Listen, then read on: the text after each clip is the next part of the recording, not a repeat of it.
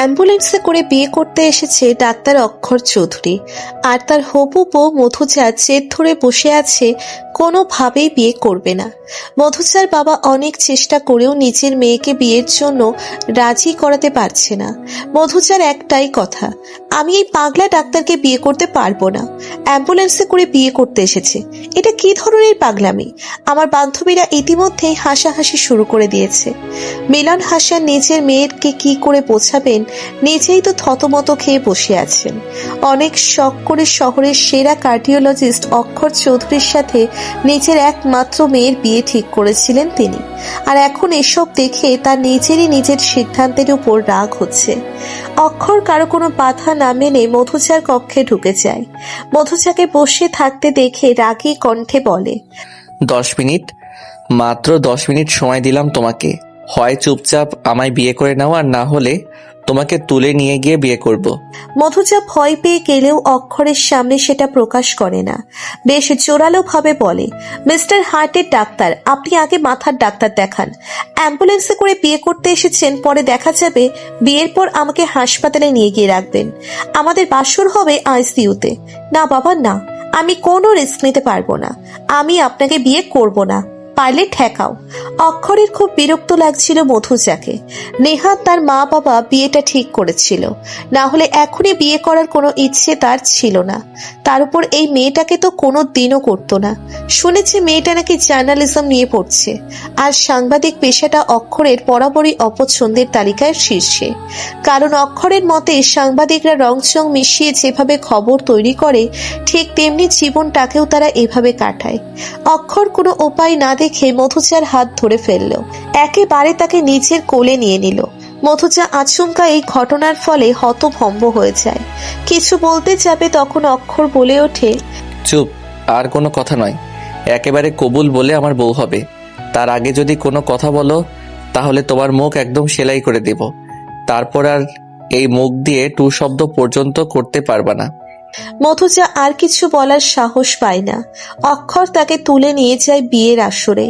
সব আত্মীয় স্বজন হাঁ করে দেখতে থাকে অদ্ভুত এই বিয়ে, যেখানে কিনা বর বউকে কোলে করে বিয়ে করতে এনেছে। মিলন হাসানও মধুজার পিছু পিছু এসে গেছেন। নিজের মেয়ের মতো এখন তারও অক্ষরকে বলতে ইচ্ছে করছে, পাগলা ডাক্তার, কোন সুস্থ মস্তিষ্কের মানুষ কি এরকম কাজ করে? অক্ষর মধুজাকে নিজের কোল থেকে নামিয়ে দেয়। কাজী হাঁ করে তাকিয়েছিল। অক্ষর মৃদু হেসে বলে, হাঁ করে থাকবেন না কাজী সাহেব, মুখে মাছি ঢুকে যাবে। নিন, আর সময় নষ্ট না করে বিয়ে পড়ানো শুরু করুন। পাত্রপাত্রী দুজনেই উপস্থিত। এবার নিশ্চয়ই আপনার বিয়ে পড়াতে কোনো অসুবিধা নাই। কাজী মাথা নাড়ায়, যার অর্থ না। মধুজার চোখ বড় বড় করে তাকায় অক্ষরের দিকে। এই লোকটার কথা শুনে এখন মধুজার নিজেকেই পাগল বলতে ইচ্ছে করছে। মধুজা নিজের মনে মনে বলে, এই পাগলটার সাথে সারা জীবন কিভাবে থাকবো? আল্লাহ বাঁচাও। কাজী বিয়ে পড়ানো শেষ করে মধুজাকে কবুল বলতে বলে। মধুজা কবুল না বলে তার বাবার দিকে তাকিয়েছিল। মিলন হাসান এখন খুবই দোটানায় ভুগছিলেন। একবার তার মনে হচ্ছিল বিয়েটা হোক, তো আর একবার না হোক, তাই তিনিও কোনো সঠিক সিদ্ধান্ত দিতে পারছিলেন না। অক্ষর মধুজার মুখ নিজের দিকে ঘুরিয়ে বলে, কবুল বলে দাও। আমার হাতে বেশি সময় নাই। আজ রাত 8টায় একটা খুব জরুরি অপারেশন করতে হবে। 8টা বাজতে আর 2 ঘন্টা বাকি। যদি সত্যি তুমি না চাও যে তোমার বাসর আইসিইউতে হোক, তাহলে তাড়াতাড়ি কবুল বলে দাও। মধুজার ইচ্ছে করছিল দৌড়ে পালিয়ে যেতে, আর মধুজা ঠিক তাই করার চেষ্টা করে। তখন অক্ষর তার হাত টেনে ধরে। এতক্ষণ বিয়ে বাড়ির সবাই চুপ থাকলেও এবার মুখ খুলতে শুরু করে। মধুজার কয়েকজন বন্ধু ও কাজিন এগিয়ে আসে। তারা সাফ বলে দেয়, মধুজা না চাইলে এই বিয়েটা হবে না। আপনার ব্যবহার দেখে তো ডাক্তার না, পাগল মনে হচ্ছে। নাহলে কেউ অ্যাম্বুলেন্সে করে বিয়ে করতে আসে? পরিস্থিতি দেখে মনে হচ্ছিল বিয়েটা বোধহয় হবেই না। তবে পরিস্থিতির মোড় ঘুরতে বেশি সময় লাগে না। অক্ষরের বাবা অনিল চৌধুরী বিয়ে বাড়িতে এসে উপস্থিত হন। এখানে এসে সব কথাই শোনেন তিনি। সব শোনার পর বলেন, আপনারা সবাই ভুল বুঝছেন। আমার ছেলে একটু একঘুয়ে, জেদি হতে পারে, কিন্তু পাগল নয়। ওর কথা কেউ না শুনলে ওর মেজাজ গরম হয়ে যায়, তখনও এইরকম পাগলামো করে ফেলে। মধুজার মামা বলে, আপনি আর শাক দিয়ে মাছ ডাকার চেষ্টা করেন না। আমার ভাগ্নি এতটা ফেলনা হয়ে যায়নি যে আপনার পাগল ছেলের সাথে ওর বিয়ে দিব। আমি একটু আগে এখানে আসলাম, এসে সবই তো শুনলাম। আমি তো এটা ভেবে পাচ্ছি না দুলাভাই কিভাবে চুপ করে সবকিছু দেখলেন। আজকে আপু বেঁচে থাকলে এই দিন দেখতে হতো না। বললাম তো আমার ছেলে পাগল নয়। পাগল না হলে কেউ কি অ্যাম্বুলেন্সে করে বিয়ে করতে আসে? অনিল চৌধুরী এবার বিস্তারিত ঘটনা বলেন। আসলে আমার ছোট ছেলে খুব অসুস্থ হয়ে গেছিল। আমি কিছু কাজে বাইরে ছিলাম। এমতো অবস্থায় আমার ছেলেকে হাসপাতালে নিয়ে যাওয়া অনেক দরকার ছিল। কোনো উপায় না পেয়ে অক্ষরই ওর ভাইকে অ্যাম্বুলেন্স করে হসপিটালে নিয়ে যায়। হসপিটালে পৌঁছে সব ফর্মালিটি পূরণ করতে গিয়ে অনেক সময় পেরিয়ে যায়। এদিকে বিয়ের টাইমটাও হয়ে যায়। তাই অক্ষর এক প্রকার বাধ্য হয়ে অ্যাম্বুলেন্সে করেই বিয়ে করতে আসে, এর বেশি কিছু না। পুরো ঘটনাটা এবার সবার কাছে পরিষ্কার হতে থাকে। অক্ষর এবার বেশ রেগেই সবার সামনে বলে, আজ এখানে আমি যখন বিয়ে করতে এসেছি তখন আমি বিয়ে করে বউ নিয়েই ঘরে ফিরবো। পারলে ঠেকাও আমাকে। অক্ষর দৌড়ে এসে মধুচার হাত ধরে ফেলল। মধুচা নিজের হাত ছাড়ানোর চেষ্টা করলে অক্ষর চোখ রাঙিয়ে বলে, ভালোই ভালোই বিয়েটা করে নাও বলছি, না হলে আমি সত্যি তোমার মুখ সেলাই করে দিব। মধুচা ভয়ে চোখ বন্ধ করে বলে, আমি রাজি, এই বিয়েতে আমি রাজি। এই পাগলা ডাক্তারকেই আমি বিয়ে করব। অক্ষর মধুচার গাল টেনে বলে, গুড গার্ল।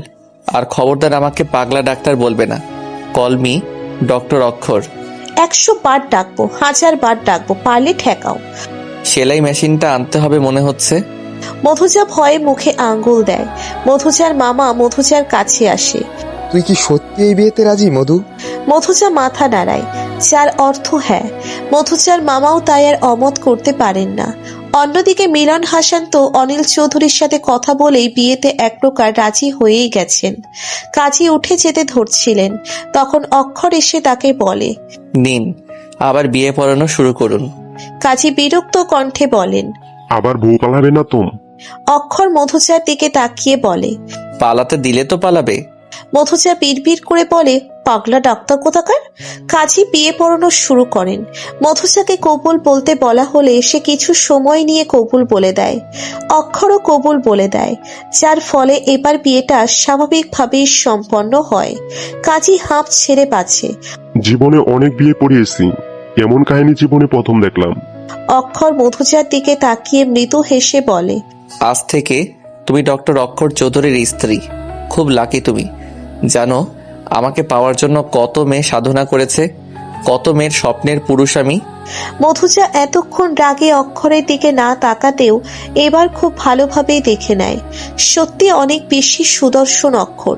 টকটকে ফর্সা শরীর, বলিষ্ঠ চেহারা, মুখে ট্রিম করা চাপ দাড়ি, সব মিলিয়ে যে কোনো মেয়ের ক্রাশ বয় হওয়ার মতোই চেহারা। মধুচা মনে মনে বলে, পাগলা ডাক্তার হ্যান্ডসাম আছে, কিন্তু তাতে কি? এরকম একটা লোককে আমি কিভাবে সহ্য করব? একদিন এনার সাথে থাকলে যে আমি পাগল হয়ে যাব। বিয়ে হয়ে যাওয়ার পর মধুচার বান্ধবী ও কাজিনরা তাকে ঘিরে ধরে। মধুচার বেস্ট ফ্রেন্ড আরহা তাকে বলে, শেষমেশ এই পাগলটাকে বিয়ে করে নিলি? তোর জন্য খারাপ লাগছে। না জানি বিয়ের পর এই পাগল ডাক্তারের কত পাগলামি না তোকে সহ্য করতে হয়। মধুচা এমনিতেই ভয়ে আধমরা অবস্থা, তার উপর এই ধরনের কথা শুনে সে আরো বেশি মন খারাপ করে। আরহা একটু থেমে বলে, যাই বলিস, তোর বরটা দেখতে কিন্তু খুব হ্যান্ডসাম। আমি তো দেখেই ক্রাশ খেয়ে গেছি। মধুচা বিড়বিড় করে বলে, আর আমি খেয়েছি বাস। কিছু বললে? আচমকা কারো কণ্ঠস্বর শুনে ঝিমিয়ে যায় মধুচা। চোখ ঘুরিয়ে বাম দিকে তাকাতেই দেখতে পায় অক্ষর বুকে হাত গুজে দাঁড়িয়ে আছে। অক্ষরকে দেখে মধুচার সব কাজিনরা ফিসফিস শুরু করে। আরহা একটু দুষ্টু টাইপের মেয়ে, তার মাথায় একটা শয়তানি বুদ্ধি আসে। তাই সে অক্ষরকে শুনিয়ে শুনিয়ে বলতে থাকে, জানেন, আমাদের মধু না খুব কিউট একটা মেয়ে। ও এত কিউট যে স্কুল কলেজে এমনকি এখনো যেই ছেলেই ওকে দেখে সেই ছেলেই বিয়ে করতে চায়। আপনাকে তো বলাই হয়নি, ওর অনেকগুলো বয়ফ্রেন্ড ছিল। ওর ফার্স্ট কিস, ফার্স্ট হাগ, এমনকি। আরহার কথা সম্পূর্ণ হওয়ার আগেই মধুচা চিৎকার করে বলে, এই একদম মিথ্যে কথা বলবি না, আমি এখনো পিওর ভার্জিন। মধুজার কথা শুনে সবাই মুখ টিপে হাসতে থাকে। মধুজাও চোখের বশে এমন কথা বলে দেওয়াই লজ্জা পায়। অক্ষর মধুজার কানের কাছে ফিসফিস করে বলে, বিয়ের পরেও কি পিওর ভার্জিন থাকতে চাও? কথাটা বলে মধুজার দিকে তাকিয়ে চোখ টিপে অক্ষর। মধুজা মনে মনে বলে, এই পাগলা ডাক্তারটা দেখছি খুব অসভ্য। আপু এ কার সাথে বিয়ে দিল আমায়? এর সাথে আমি কিছুতেই সংসার করব না, পারলে ঠেকাও আমাকে। মধুজা দৌড়ে তার বাবা মিলন হাসানের সামনে গিয়ে উপস্থিত হয়। মিলন হাসান অতিথিদের সাথে কথা বলায় ব্যস্ত ছিল। মধুজা সবার সামনে কিছু বলতে পারছিল না, তাই মিলন হাসানকে বলে, আব্বু তুমি একটু এদিকে এসো, তোমার সাথে জরুরি কথা আছে। মিলন হাসান বিরক্ত হন খানিকটা। এখন আবার তোমার কি কথা? যাও, বিদায় নেওয়ার জন্য প্রস্তুতি নাও। মধুচার এবার বেশ রাগ হয় তার বাবার উপর, তাই সবার সামনেই বলে দেয়, আমি কোনো বিদায় টিদায় নিব না, আমি শ্বশুর বাড়িও যাব না, এই বাড়িতেই থাকবো। মধুচার কথা যেন ছোটখাটো বোমের মতো বিস্ফোরিত হয় সকলের মাঝে। মুহূর্তেই সবার মাঝে একটা কথা ছড়িয়ে পড়েছে, পাত্রী বিয়ের পর শ্বশুরবাড়ি যেতে চাইছে না, নিশ্চয়ই ছেলেকে ঘরজামাই করে রাখতে চায়। মধুজা নিজের ঘরে এসে দরজা বন্ধ করে দিয়ে শুয়ে পড়ে। কে কি বলছে না বলছে তাতে মধুজার কিছু চাই আসে না। মধুজার সিদ্ধান্ত নিয়ে ফেলেছে, যাই হয়ে যাক না কেন সেই পাগলা ডাক্তারের সাথে গিয়ে থাকতে পারবে না।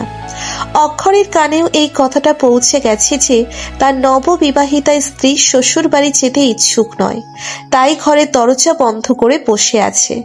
কথাটা কানে আসতেই অক্ষরের মেজাজ আবার গরম হয়ে যায়। অক্ষর নিজের হাত ঘড়িতে সময় দেখে নেয়, এখন বাজে 7:20। 8টার মধ্যে তাকে হাসপাতালে পৌঁছতে হবে। অনিল চৌধুরী মিলন হাসানের সাথে এই বিষয়ে কথা বলছেন। মিলন হাসান নিজের মেয়ের ব্যবহারের জন্য বারবার ক্ষমা চাচ্ছেন। এসবের মাঝে অক্ষর রেগে গিয়ে আরহার সামনে আসে। আরহা অক্ষরের এই রাগী রূপ দেখে প্রচন্ড ভয় পেয়ে যায়। অক্ষর আরহার কাছে জানতে চায়, মধুজা কোন রুমে আছে? আরহা ভয়ে কাঁপা কাঁপা হাতে দেখিয়ে বলে, দোতলায় সবার বাম দিকের রুমটায়। অক্ষর গটগট পায়ে সিঁড়ি পেয়ে দোতলায় উঠে যায়। মধুজার রুমের সাথে এসে দরজা ধাক্কাতে থাকে। দরজা ধাক্কিয়ে বলে, এই মেয়ে দরজা খুলে বলছি, না হলে দরজা ভেঙে ভেতরে ঢুকতে বাধ্য হব। কি মনে করেছোটা কি তুমি? তোমার অনেক বদমাইশি আমি সহ্য করেছি, এবার সব সহ্যের সীমা পার হয়ে যাচ্ছে।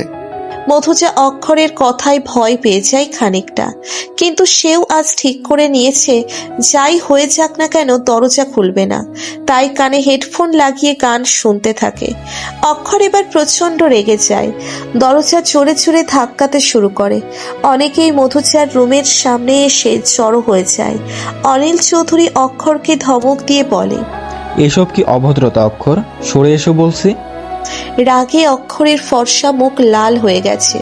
নিজের বাবার কথাতেও কর্ণপাত করে না সে। আজ সে এক অন্যরকম রুদ্রমূর্তি ধারণ করেছে, যেন সকল চ্যালেঞ্জ ছুড়ে দিয়েছে।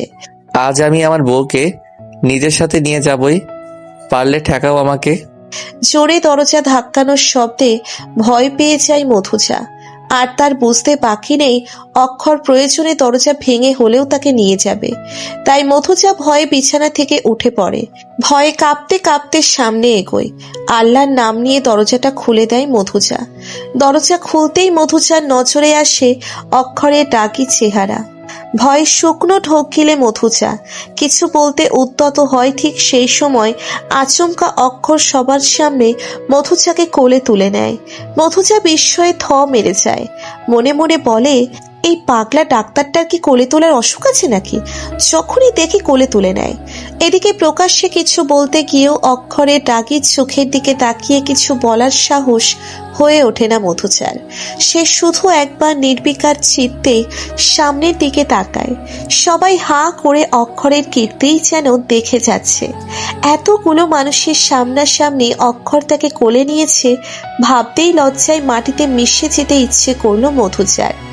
অক্ষরের যেন এসব দিকে কোনো খেয়ালই নেই।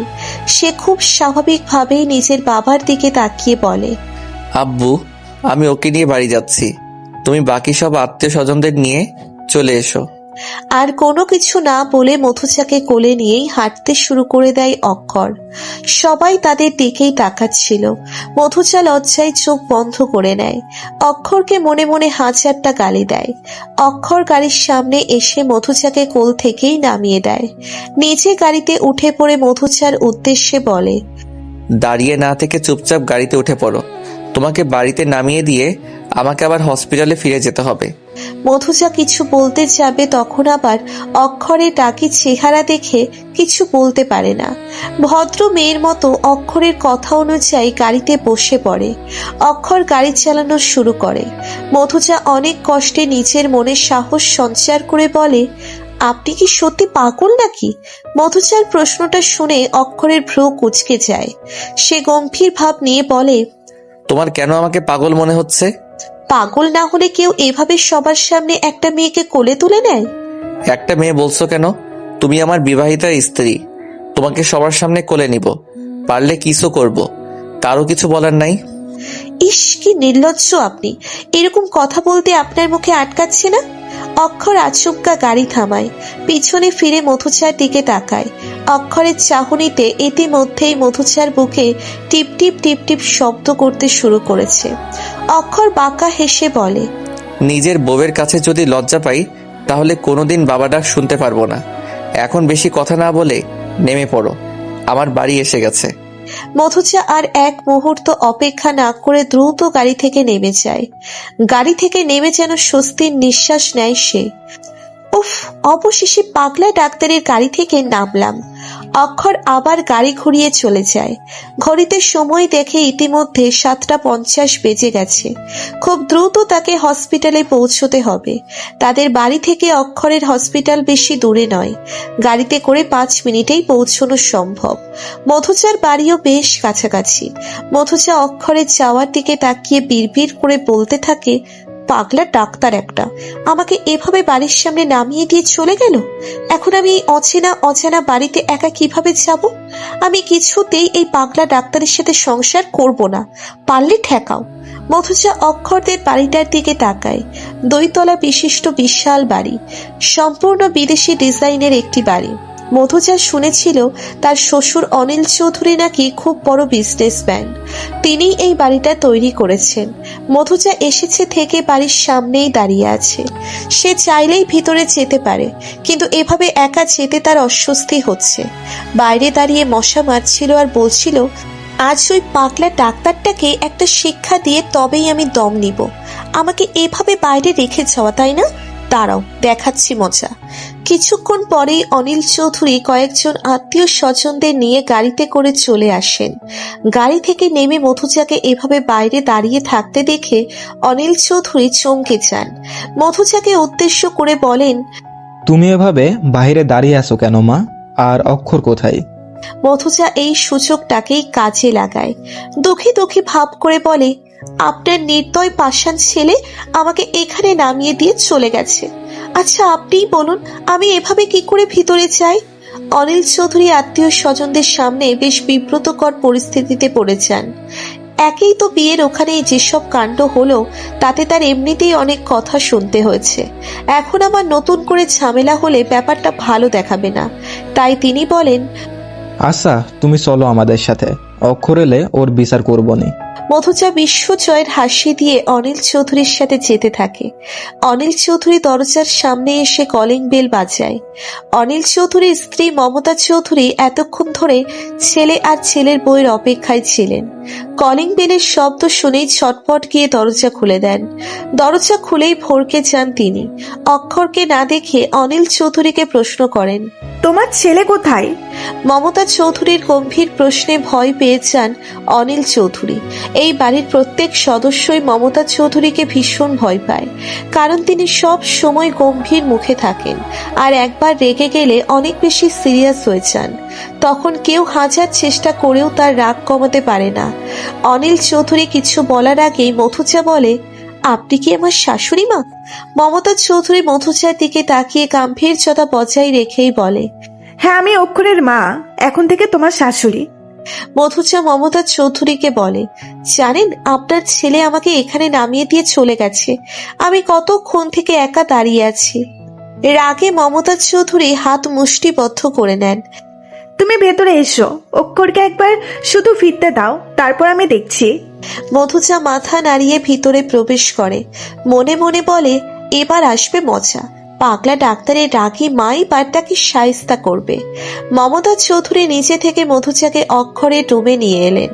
মধুজাকে রুমে পৌঁছে দিয়ে বললেন, আজ থেকে এই রুমেই তুমি থাকবে।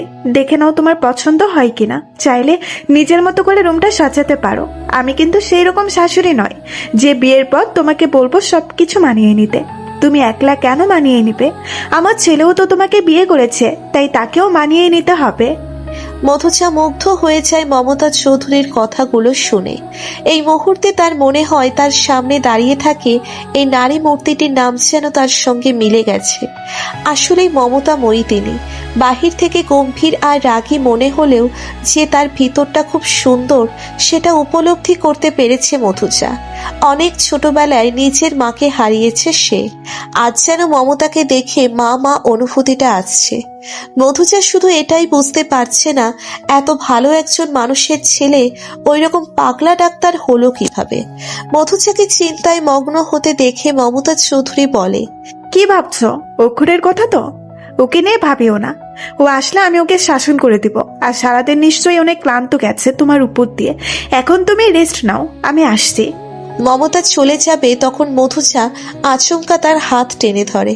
মমতা গম্ভীর মুখে তাকাতেই হাতটা ছেড়ে দিয়ে বলে, আসলে আমার এরকম নতুন জায়গায় একা থাকতে ভয় করছে।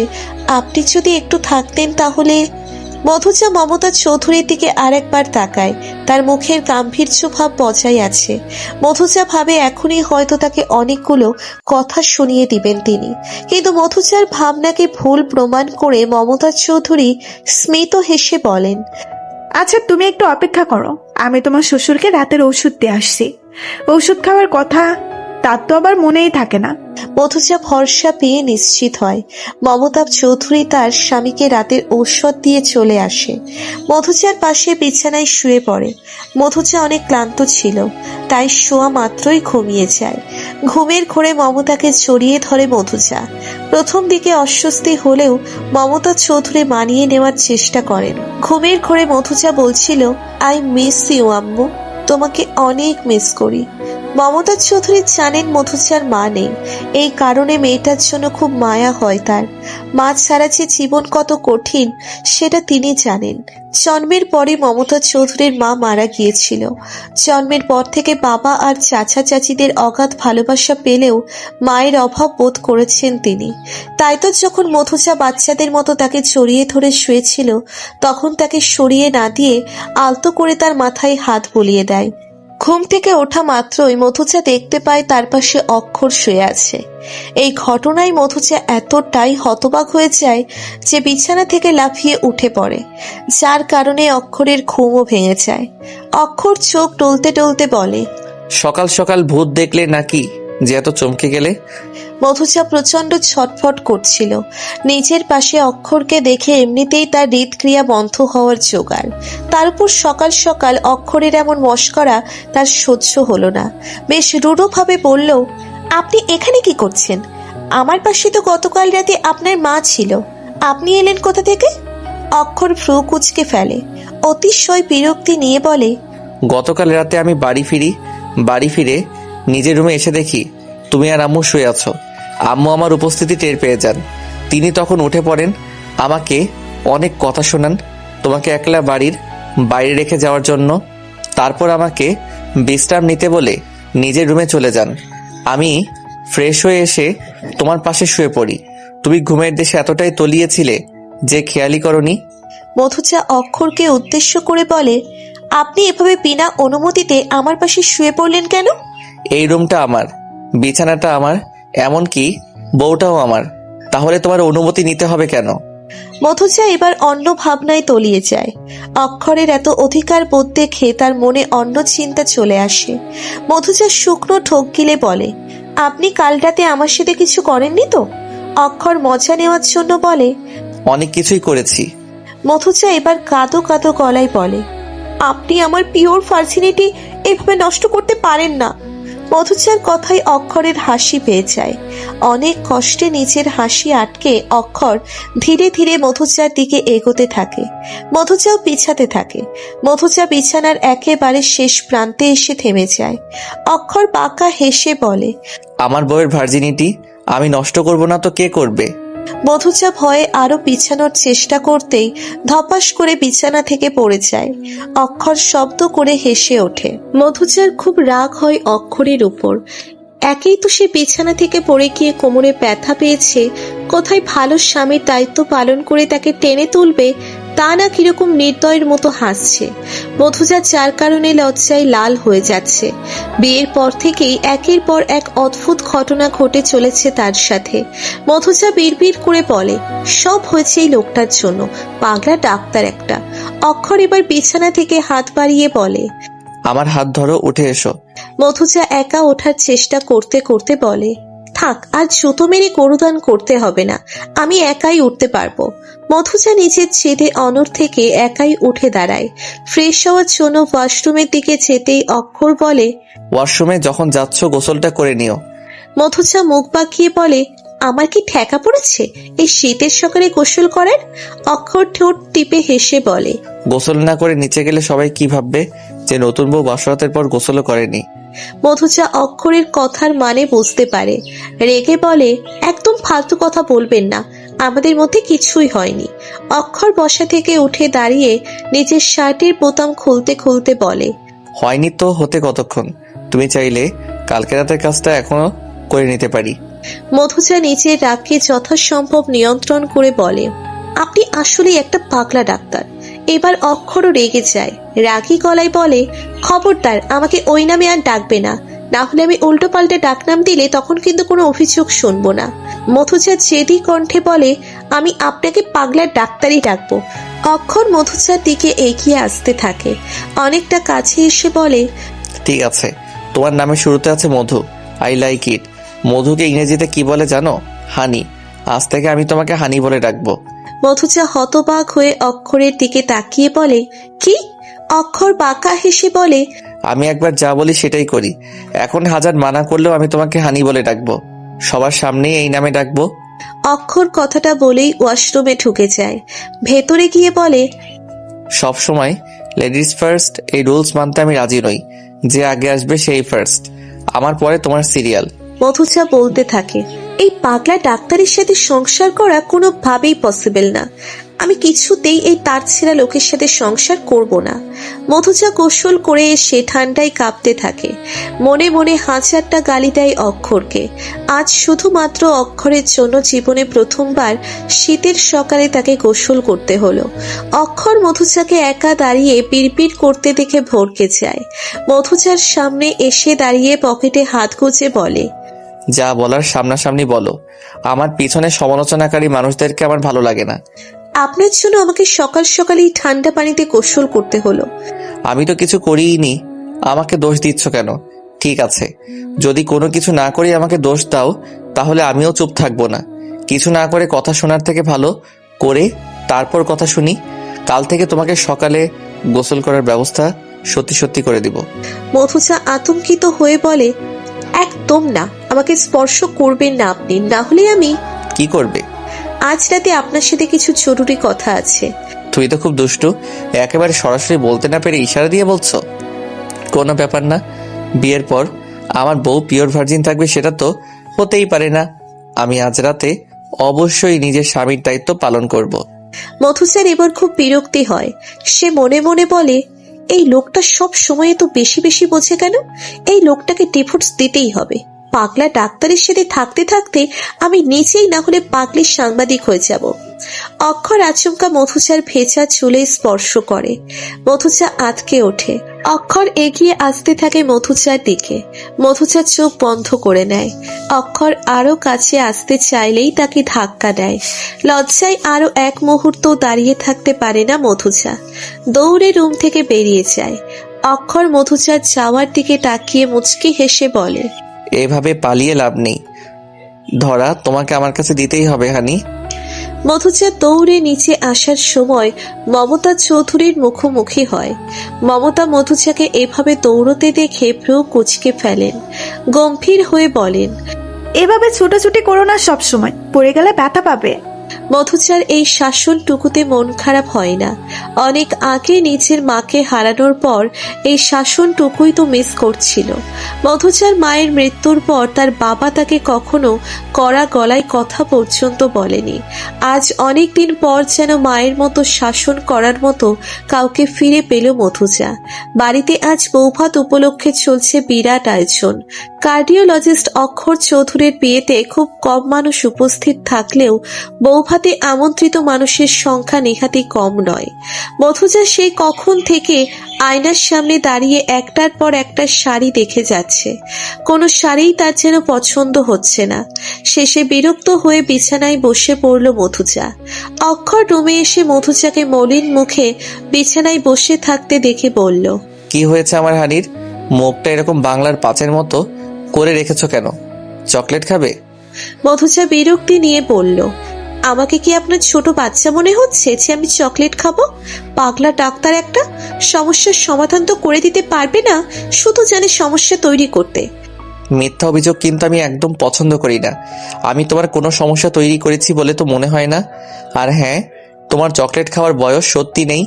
তোমার তো এখন জামাইয়ের আদর খাওয়ার বয়স। কিন্তু তুমি তো...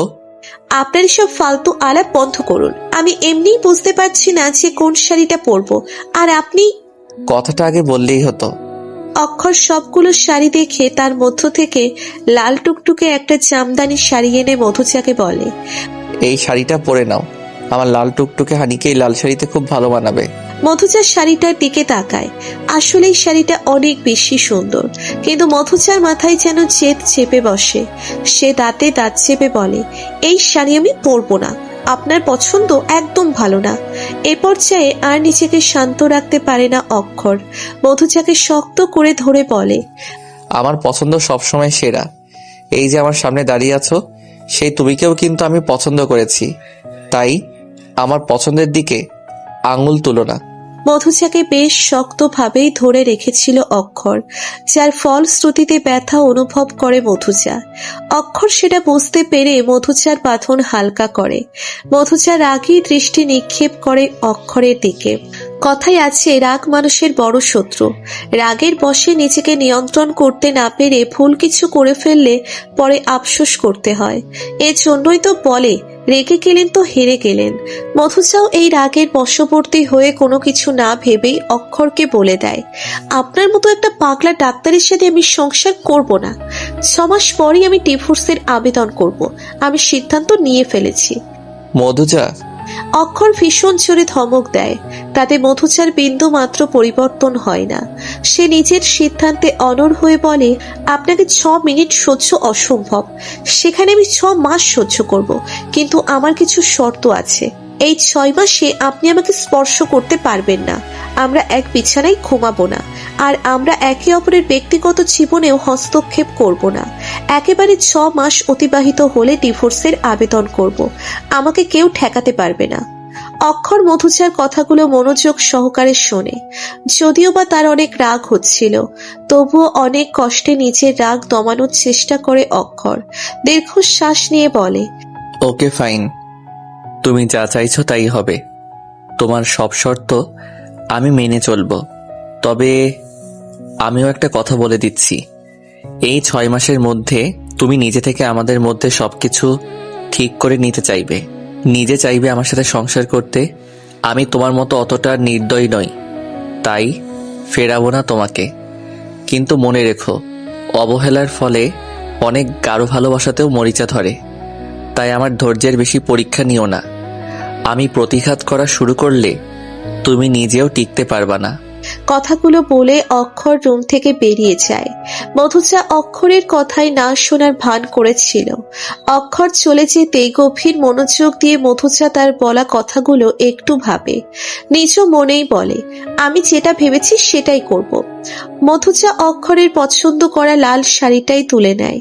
শাড়িটা তারও বেশ পছন্দ হয়েছে। অক্ষরকে মুখে যাই বলুক, মধুচা এটা মেনে নিয়েছে যে তার পছন্দ সত্যিই অনেক ভালো। মধুচা শাড়ি পরে নিয়ে আয়নার সামনে দাঁড়ায়। শাড়িটাতে সত্যি খুব ভালো মানিয়েছে তাকে। আচমকা কারো কাশির শব্দে পিছনে ঘুরে তাকায়। অক্ষরকে দেখে মধুচা হা হয়ে যায়। অক্ষর মধুচার দিকে তাকিয়ে মুচকি মুচকি হাসছিল। অক্ষরকে হাসতে দেখে মধুচা নিচের ভ্রু কুচকে ফেলে। এভাবে হাসছেন কেন? হানি, তুমি আমার পছন্দ করা শাড়ি পরেছ? আমার তো বিশ্বাসই হচ্ছে না। সত্যি করে বলো তো, তুমি আমার বউ নাকি অন্য কেউ? মধুচার বিরক্তি লাগে অক্ষরের কথা শুনে, তাই সে রুম থেকে বেরিয়ে যাওয়ার চেষ্টা করে। অক্ষর পিছন থেকে মধুচার হাত ধরে টান দিয়ে তাকে নিজের বুকের সাথে মিশিয়ে নেয়। মধুচা অক্ষরের বুকে কান দিয়ে স্পষ্ট তার বুকের ঢিপ ঢিপ শব্দ শুনতে পারছিল। কিছুক্ষণ এভাবে থেকে তড়িৎ বেগে অক্ষরের থেকে দূরে সরে আসে মধুচা। এভাবে থাকলে আর একটু হলেই হয়তো নিয়ন্ত্রণ হারিয়ে ফেলত। অক্ষর মৃদু হেসে বলে, 6 মাস কেন? আমার তো মনে হচ্ছে 6 দিনেই তুমি কাবু হয়ে যাবে। 6 মাসের আগেই সুখবর পেয়ে যাব আমরা। মধুচা অক্ষরের কথার মানে বুঝতে পেরে বড় বড় চোখ করে তাকায়। কটমট করে বলে, আপনি ওই স্বপ্নই দেখুন। আপনার প্রতি আমার কোনো ইন্টারেস্ট নাই, তাই কোনো সুখবরও আপনি পাবেন না। অক্ষর মধুচার কাছে এসে তার খোপা করা চুল এলোমেলো করে দেয়। বাঁকা হেসে বলে, আমারও তোমার উপর কোনো ইন্টারেস্ট নেই, শুধু বউ জন্য ইন্টারেস্ট আনার চেষ্টা করছি। কিন্তু তুমি তো আমাকে একটু হেল্পও করছো না। কোথায় একটু ইশারা ইঙ্গিত করবে, বুকের সাথে লেপ্টে থাকবে, একটু চুমো টুমো দিয়ে আমাকে নিজের প্রতি আকর্ষণ করবে, তা না। মধুচা এবার রুম থেকে একেবারে বেরিয়ে যায়। পাগলা ডাক্তারের পাগলামি আর সহ্য হচ্ছে না। বৌভাতের আয়োজনের কোনো কমতি নেই চৌধুরী বাড়িতে। পুরো বাড়ি অতিথিতে পরিপূর্ণ। মধুচার বাড়ির লোকজনও এসেছে বৌভাতে। মধুচার গুটি কয়েক বান্ধবীও এসেছে, যাদের মধ্যে আরহাও রয়েছে। আরহা তো এই বাড়িতে এসেই অক্ষরের প্রশংসায় পঞ্চমুখ। মধুচার পাশে এসে আরহা তখন থেকে অক্ষরের প্রশংসা করে যাচ্ছিল। যাই বলিস, ভাগ্য করে একটা বর পেয়েছিস। তোর বর কি হ্যান্ডসাম! ইস, যদি আগে দেখতাম তো বিয়ে করে নিতাম। মধুচা আনমনে বলে, অসুবিধা কি, এখনো তো সুযোগ আছে। আরহা মুখ বাঁকিয়ে বলে, তো সতীন হওয়ার শখ আমার নেই। আমার সেকেন্ড হ্যান্ড জিনিস পছন্দ না। আচ্ছা, তোর কোনো দেবর নেই? থাকলে তার নাম্বারটা আমাকে দে, আমি ট্রাই করে দেখবো। মধুচা কিছু বলতে যাবে তখনই চৌধুরী বাড়িতে প্রবেশ করে একজন যুবক, যার মাথায় ব্যান্ডেজ করা। মধুচা ছেলেটির দিকে তাকায়। ছেলেটার চেহারার সাথে মমতা চৌধুরীর অনেক মিল আছে। মমতা চৌধুরীর মতোই মায়াবী চোখ তার। মধুচা ভাবে, তাহলে এটাই কি এই বাড়ির ছোট ছেলে যার কথা সে শুনেছিল? আরহা ছেলেটির দিকেই মন্ত্রমুগ্ধ হয়ে তাকিয়েছিল। ছেলেটিকে দেখে সম্পূর্ণ বাকরুদ্ধ হয়ে গেছে আরহা। মধুচার কানের কাছে ফিসফিস করে বলে, এই ছেলেটা কে? দেখতে কিন্তু সেই আমার পছন্দ হয়েছে। ছেলেটি কারোর সাথে কোনো কথা না বলে নিচের মতো সিঁড়ি দিয়ে উপরে উঠে যায়। একটু পরেই অক্ষর মধুচার কাছে আসে। অক্ষরকে দেখে মধুচা প্রশ্ন করে, আচ্ছা ওই ছেলেটা কে ছিল? অক্ষর পকেটে হাত গুজে বলে, অন্য ছেলেদের ব্যাপারে এত ইন্টারেস্ট কেন তোমার? চোখের সামনে এত হ্যান্ডসাম একটা বর থাকতে অন্য ছেলেদের খোঁজ নাও। আমি তোমার হালাল বর, আমার উপর তোমার সম্পূর্ণ অধিকার আছে। আমাকে পুরোটা দেখতে পারো, খেতে পারো, কিন্তু অন্য ছেলেদের দিকে একদম তাকাবে না। অক্ষরের কথা শুনে মধুচার মাথা ঘুরতে থাকে। তারই ভুল হয়েছিল এই পাগলা ডাক্তারের সাথে কথা বলা। মুখে কোনো কিছুই আটকায় না। অক্ষর হালকা হেসে নিচ থেকেই বলে, ও আমার ভাই বর্ণ, সম্পর্কে তোমার দেবর হয়। ওকে ভাইয়ের নজরে দেখবা। শুধু ওকে কেন, এই পৃথিবীর সব ছেলেকে আজ থেকে ভাইয়ের নজরে দেখবা, মনে থাকে যেন। আচমকা এমন একটা ঘটনা ঘটে যায় যার জন্য কেউ প্রস্তুত ছিল না। পুলিশ এসেছে বর্ণকে গ্রেপ্তার করতে। যে ঘটনার জের ধরে বৌভাতের উপস্থিত সকল মানুষদের সামনে অপমানিত হতে হচ্ছে অনিল চৌধুরীকে। মধুচা এই ঘটনার কিছু বুঝতে পারছে না। উপস্থিত সকল অতিথিরা নিজেদের মতো সমালোচনা করছে। একসময় পুলিশ বর্ণর রুম থেকে তাকে হাতকড়া পরিয়ে নিয়ে আসে। অনিল চৌধুরী আর নিজের রাগ দমিয়ে রাখতে পারেন না। সবার সামনে বর্ণের গালে সপাটে থাপ্পড় দিয়ে বলেন, তোর মতো কুলাঙ্গার জন্ম দেওয়াই আমার জীবনের সব থেকে বড় ভুল। আমার এক ছেলে একজন কার্ডিওলজিস্ট, যে আমার সম্মান বৃদ্ধি করেছে। আরেক ছেলে সারাদিন পাতি নেতাদের পেছনে ঘুরে, রাজনীতির নামে গুন্ডামি করে বেড়াই, মারামারির জন্য জেলে যেতে হয়। অনেক হয়েছে, আর না, আমি আর তোর ছায়াও এই বাড়িতে দেখতে চাই না। অফিসার, ওকে নিয়ে যান, আর দেখবেন ও যেন ছাড়া না পাই। আর তুইও শুনে রাখ, এই বাড়িতে আর কখনো পা রাখবি না। এখানে তোর আর কোনো জায়গা নেই। মধুজা এক পলক মমতা চৌধুরীর দিকে তাকায়। মুখে গাম্ভীর্য বজায় রেখে শান্তভাবে দাঁড়িয়ে আছেন তিনি, যেন বর্ণকে এভাবে গ্রেপ্তার করা নিয়ে তার কিছুই আসে যায় না। মমতার চরিত্রের সাথে একজন মায়ের কোনো মিল খুঁজে পায় না মধুজা। মমতার স্থলে অন্য কেউ থাকলে হয়তোবা এতক্ষণে কান্না করে দিত নিজের ছেলের জন্য, অথচ মমতা কত শান্ত হয়ে আছে। মধুজা বুঝতে পারছে না যে মহিলা তাকে একদিনেই নিজের মেয়ের মতো আপন করে নিলেও সে নিজের ছেলের প্রতি এত উদাসীন কেন। এই বাড়িতে সত্যিই যদি কেউ বর্ণের জন্য একটুও কেয়ার করে থাকে তাহলে সে হলো অক্ষর। নিজের ভাইয়ের হয়ে সে পুলিশদের বোঝানোর চেষ্টা করছে। বর্ণ এমন সময় বলে, থাক ভাইয়া, তোকে আর কিছু বলতে হবে না, অফিসার নিয়ে চলুন আমায়। বর্ণের কথায় অভিমানের ছাপ স্পষ্ট। মধুজা তার জন্য একটু খারাপ লাগে। সবার সামনে থেকে পুলিশ বর্ণকে গ্রেপ্তার করে নিয়ে যায়। মুহূর্তেই বৌভাতের অনুষ্ঠানে ভাটা পড়ে। কারো আর মন মানসিকতা নেই, যে যার মতো চলে যেতে থাকে। আরহা এই ঘটনায় একটু বেশি কষ্ট পেয়েছে। বর্ণকে প্রথম দেখাতেই তার ভালো লেগে গিয়েছিল, আর এভাবে তাকে তার সামনে গ্রেপ্তার করে নিয়ে গেল পুলিশ। মিলন হাসান মধুজার কাছে আসেন। এতক্ষণ দূরে থাকলেও এখন নিজের মেয়েকে এসে সান্ত্বনা দিয়ে বলেন, এটা এখন তোর পরিবার, তাই এই পরিবারের বিপদে আপদে দূরে সরে না থেকে সবার পাশে থাকবি, তবেই তো সবাইকে আপন করে নিতে পারবি।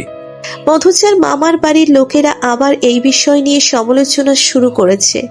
মধুজার মামি তো মিলন হাসানের মুখের উপরই বলে দিল, এ কেমন পরিবারের মেয়ে বিয়ে দিলেন যার দেবরকে পুলিশ গ্রেপ্তার করেছে?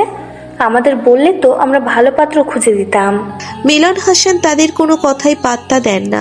মধুজার উদ্দেশ্যে বলেন, তোমার এখানে থাকতে হবে না, যাও এখন। এই পরিবারের মানুষগুলোর তোমাকে প্রয়োজন, তাদের পাশে থাকো। মধুজা অক্ষরের রুমে চলে আসে। অক্ষর বিছানায় হেলান দিয়ে শুয়ে আছে। মধুজাকে রুমে আসতে দেখে ক্ষীণ স্বরে বলে, আমার মাথাটা একটু টিপে দেবে হানি, খুব ব্যথা করছে।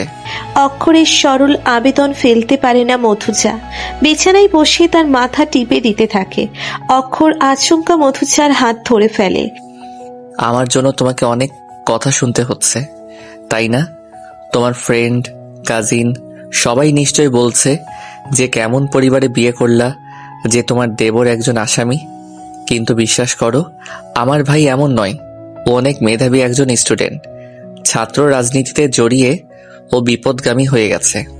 আমাদের বিয়ের দিন বিরোধী দলের সাথে এক হাতাহাতিতে জড়িয়ে পড়ে ও, যার কারণে সেদিন আহত হয়ে গেছিল। মধুজা এবার ব্যাপারটা বুঝতে পারে। তার মানে এই কারণে আপনি ওকে হসপিটালে নিয়ে গেছিলেন এবং সেখান থেকে অ্যাম্বুলেন্সে করে? জানো আম্মু আব্বু, সবাই বর্ণর থেকে মুখ ফিরিয়ে নিয়েছে, কিন্তু আমি চাইলেও মুখ ফিরিয়ে নিতে পারছি না। হাজার হোক নিজেরই তো ভাই। আম্মু বরাবরই চাপা স্বভাবের মানুষ। বাইরে থেকে যতটা শান্ত আর স্বাভাবিক থাকার চেষ্টা করুন না কেন, আমি জানি উনি ভেতরে ভেতরে অনেক কষ্ট পাচ্ছেন। বরাবরই আমাদের দুই ভাইকে শাসনে মানুষ করেছেন উনি, আমাদের ভালোর জন্যই। আর কোনো কথা হয় না তাদের মাঝে। মাথা টিপে দেওয়ার এক মুহূর্তে অক্ষর ঘুমিয়ে যায়। মধুজা অক্ষরের মাথা বালিশে রেখে তার গায়ে কম্বল জড়িয়ে দেয়। অক্ষরের পাশে গুটিসুটি হয়ে শুয়ে পড়ে। ঘুমন্ত অবস্থায় খুব নিষ্পাপ লাগছিল অক্ষর চৌধুরীকে। মধুজা অক্ষরের নাক টিপে বলে, পাগলা ডাক্তারকে খুব ইনোসেন্ট লাগছে। আচমকা অক্ষর বলে, আমার ঘুমানোর সুযোগ নিচ্ছ আনি? এটা কিন্তু ভালো ব্যাপার নয়। মধুজার পুরো শরীর কেঁপে ওঠে অক্ষরের কথায়। সে মনে মনে বলে, এই পাগলা ডাক্তারটা তাহলে ঘুমায়নি? উফ, পাগল করে রেখে দিল আমায়। অক্ষর কোনো উত্তর না পেয়ে মশকরা করে বলে, আমার কিন্তু ঘুমানোর সময় গায়ে পা তুলে দেওয়ার অভ্যাস আছে, তাই একটু সাবধানে থেকো। মধুজা অদ্ভুত একটি কাণ্ড ঘটিয়ে ফেলে। বিছানা থেকে উঠে গিয়ে নিচের ব্যাগ থেকে একটি ওড়না নিয়ে আসে। ওড়নাটি দিয়ে অক্ষরের পা বেঁধে দেয়। অক্ষর পুরো ঘটনায় হতবিহ্বল হয়ে যায়। মধুজা বাঁকা হেসে বলে, এভাবে থাকুন, দেখবেন বদভ্যাসটা চিরতরে হারিয়ে যাবে। এটা কিরকম শাস্তি হানি? আপনার পাগলামো ঠেকানোর জন্য এরকম অনেক শাস্তিই আমাকে দিতে হবে পাগলা ডাক্তার। দেখি ঠেকাতে পারো কিনা। আজ সকাল সকাল উঠে নিজের হাতে সবার জন্য চা তৈরি করেছে মধুজা। সে জানে এই বাড়ির কারো মন মেজাজ ভালো নেই, তবুও এই সামান্য প্রচেষ্টা তার। অক্ষর একটু পরেই হাসপাতালে চলে যাবে, তার আবার চা পছন্দ নয়। মধুজা তবুও অক্ষরের জন্যেও চা বানিয়েছে। পাগলা ডাক্তারের অত খাতির করার ইচ্ছে তার নেই। অনিল চৌধুরী ড্রয়িং রুমে বসে খবরের কাগজ পড়ছিলেন। একটু পরেই তার চোখ আটকে যায় একটি খবরে, যেখানে লেখা বিশিষ্ট ব্যবসায়ী অনিল চৌধুরীর ছেলেকে মারামারির জন্য গ্রেফতার করা হয়েছে।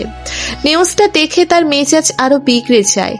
ছেলের জন্য আজ তার এতদিনে তৈরি করা সব মান সম্মান নষ্ট হয়ে যাচ্ছে। মমতা চৌধুরীও খবরের কাগজে কলামটি দেখেছে, তবুও তার আচরণ বেশ স্বাভাবিক। মধুজা ড্রয়িং রুমে এসে প্রথম অনিল চৌধুরীকে চা দেয়। মমতা চৌধুরীকে চা দিয়ে বলে, আমি জানি আপনি কাল রাতে ব্যালকনিতে এসে কাঁদছিলেন, মন খারাপ করবেন না। মানে আপনার বড় ছেলে বলেছে সে গিয়ে আপনার ছোট ছেলেকে ছাড়িয়ে নিয়ে আসবে। মমতা চৌধুরী স্বস্তির নিঃশ্বাস ফেলেন। বাইরে থেকে সবাইকে যতই তিনি দেখান যে তিনি ঠিক আছেন, কিন্তু তার ভেতরে কি তোলপাড় চলছে সেটা একমাত্র তিনিই জানেন। সন্তান যেমনই হোক না কেন, মা কখনো তাকে ফেলে দিতে পারে না। অনেক সময় শাসন করে মুখ ঘুরিয়ে নেয়, তবে সেটা সন্তানের মঙ্গলের জন্য। অক্ষর হাসপাতালে যাওয়ার জন্য বের হচ্ছিল, তখন মধুজা চায়ের কাপ নিয়ে তার সামনে গিয়ে দাঁড়ায়। চা দেখে ভ্রু কুঁচকে ফেলে অক্ষর। তুমি জানো না আমি চা খাই না? আমি তো বললাম কফি তৈরি করতে। আপনারা তো কথা শুনে আমার কাজ নাই, চা দিলাম, চুপচাপ ভদ্র ছেলের মতো খেয়ে নিন। অক্ষর বুঝতে পারে মধুজা তাকে জব্দ করতে চাইছে। অক্ষরও মনে মনে দুষ্টু বুদ্ধি করে নেয়। চাটা হাতে নিয়ে চারিদিকে চোখ বুলিয়ে নেয়। অনিল চৌধুরী খবরের কাগজ পড়ছিল, মমতাও অন্যদিকে ঘুরে চা খাচ্ছে। অক্ষর এই সুযোগটাই কাজে লাগায়। মধুজা একটু অন্যমনস্ক হতেই তার গালে চুমু খেয়ে নেয় অক্ষর। মধুজা আচমকা এই চুমুর ফলে হতবাক হয়ে যায়। অক্ষরদের বাড়ির কাছের মেয়ে রাউনাফ এই ঘটনা দেখে নেয়। সে জোরে কেশে উঠতেই অক্ষর লজ্জা পেয়ে হাসপাতালের জন্য চলে যায়। মধুজা তখনও মূর্তির মতো দাঁড়িয়েছিল। রাউনাফ মধুজার কাছে এসে মিটিমিটি হেসে বলে, বড় সাহেব আপনাকে খুব সোহাগ করে, তাই না আপামনি? মধুজা প্রকুচকে রাউনাফের দিকে তাকায়। বয়স বড়জোর 15-16 হবে, তাতে এত পেকে গেছে। মধুজা রাগীশ্বরে বলে, এইটুকু পুচকু মেয়ে তুমি কি বোঝো? তোমার মতো বয়সে আমি বাবার কোলে বসে ভাত খেতাম। আমরা আপনাগো মতো নই আপামনি।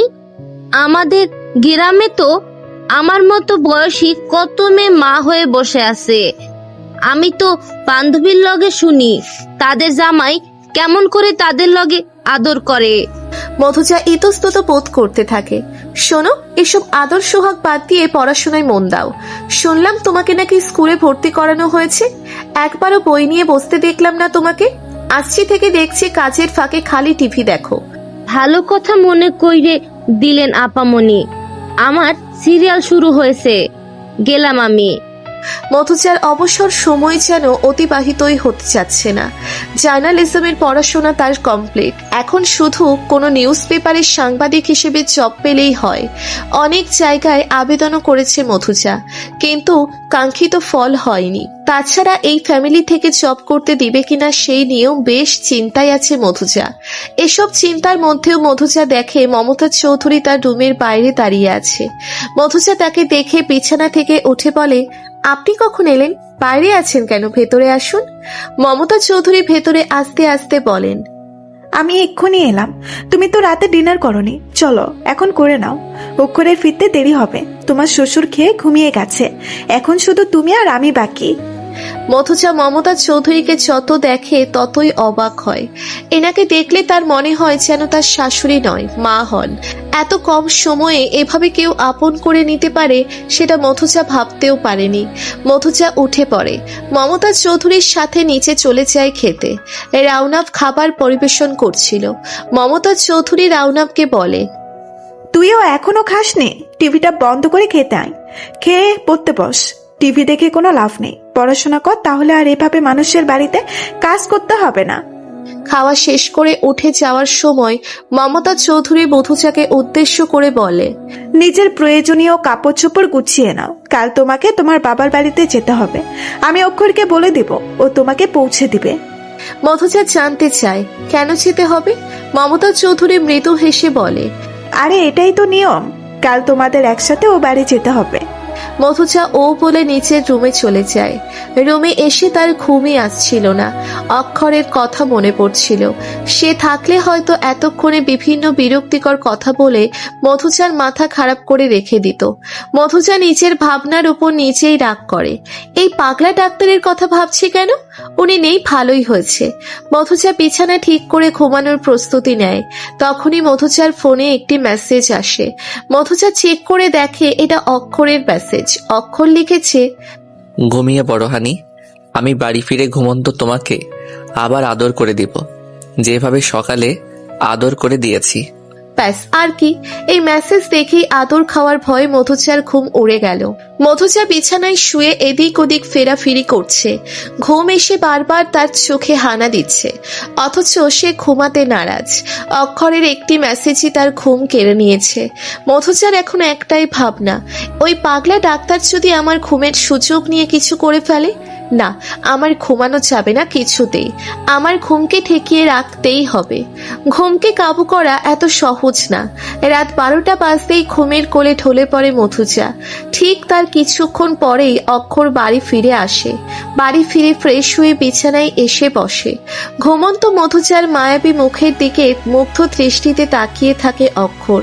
আদর করে গাল টিপে দিয়ে বলে, আমার সতর্কবাণী তো শুনলে না, শেষ পর্যন্ত ঘুমিয়েই গেলে।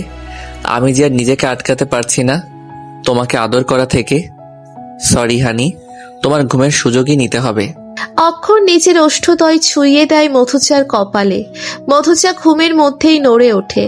অক্ষর খুব সাবধানে মধুচার মুখের দিকে আসা চুলগুলো সরিয়ে দেয়। মধুচার নাক টিপে বলে, এত তাড়াতাড়ি উঠিও না হানি, আমার আদর এখনো শেষ হয়নি। অক্ষর এবার নিজের ওষ্ঠদ্বয়ের দিকে মধুচার ফুলের পাপড়ির ন্যায় ওষ্ঠদ্বয় দখল করে নেয়। অক্ষরের ঘন নিঃশ্বাস পড়ে মধুচার মুখে। মধুচা এবার ধরপড় করে ঘুম থেকে উঠে যায়। অক্ষরের নিজের এত কাছে দেখে মধুচার হৃৎপিণ্ড যেন বেরিয়ে যাওয়ার জোগাড়। সে জোরে জোরে নিঃশ্বাস নিয়ে নিজেকে স্বাভাবিক করার চেষ্টা করে। কিছুটা স্বাভাবিক হয়ে অক্ষরের দিকে রাগী দৃষ্টি নিক্ষেপ করে মধুচা। আপনি কি করছিলেন একটু আগে? অক্ষরের সহজ সরল উত্তর, দেখো আমি কিন্তু রিয়েল যোদ্ধা, না বলে কই আক্রমণ করি না। আমি তো তোমাকে যুদ্ধের অ্যালার্ট দিয়ে তারপরে যুদ্ধ করতে নেমেছি হানি। তাই বলে আপনি একটা অসহায় মেয়ের ঘুমের সুযোগ নিয়ে তার ফার্স্ট কেস চুরি করে নেবেন? একদম ঠিক কাজ করেছি। আমার বউয়ের সবকিছুতেই প্রথম অধিকার আমার। এখন তুমি বলো তো, আমি যুদ্ধ কন্টিনিউ করব নাকি যুদ্ধবিরতি ঘোষণা করব? আপনার যা ইচ্ছে করুন, আমাকে শুধু একটু শান্তিতে ঘুমাতে দিন। আপনাকে বিয়ে করার পর থেকে শান্তি নামের জিনিসটা আমার জীবন থেকে হারিয়ে গেছে। আপনার সাথে থাকতে নিঃশ্বাস বন্ধ হয়ে যায় আমার। আজকে আপনি যা করলেন, তারপর তো আমার আর আপনার সাথে থাকতেই ইচ্ছে করছে না। অবহেলা করছো তো হানি, এক সময় এই আদরগুলোকে খুব মিস করবে। তবে চিন্তা করিও না, আমি কোনো হিসাব বাকি রাখি না। যেদিন তুমি নিজে থেকে আদর করার অনুমতি দেবে, সেদিন সুদে আসলে সব আদর শোধ করে দিব। মধুচা কোনো কথা না বলে শুয়ে পড়ে। অক্ষরও তার পাশে শুয়ে পড়ে। বেশ সকাল সকাল ঘুম থেকে উঠে নামাজ আদায় করেই প্রাণ ভ্রমণে বের হয়েছে মধুচা। আসার সময় দেখে এসেছে অক্ষর ঘুমিয়ে আছে। হাঁটতে হাঁটতে একটি পার্কে চলে আসে মধুচা। পার্কে এসে একটি যুগলকে হাত ধরে হাঁটতে দেখে মধুচা। তারা বেশ ঘনিষ্ঠ ছিল। তাদেরকে দেখে গতকাল রাতের কথা মনে পড়ে যায় মধুচার। মুহূর্তেই তার ফর্সা মুখে লাল আভার দেখা মেলে। তাহলে কি অক্ষর অক্ষরের প্রতি দুর্বল হয়ে যাচ্ছে মধুচা? এই প্রশ্নের উত্তর স্বয়ং মধুচার কাছেও নেই। নিজের মন থেকে অনুভূতির সৃষ্টি হলেও মস্তিষ্ক স্বীকারই করছে না সেই অনুভূতি। তাই তো মধুচাও বেশ দ্বিধাদ্বন্দ্বের মধ্যে রয়েছে। মধুচা চোখ বন্ধ করে নেয়। চোখ বন্ধ করতেই অক্ষরকে দেখতে পায়। মধুচা ভাবে কেন সে অক্ষরকেই দেখছে। তৎক্ষণাৎ চোখ মেলে তাকায় মধুচা। নিজের সামনে অক্ষরকে দেখে অনেক বেশি অবাক হয়।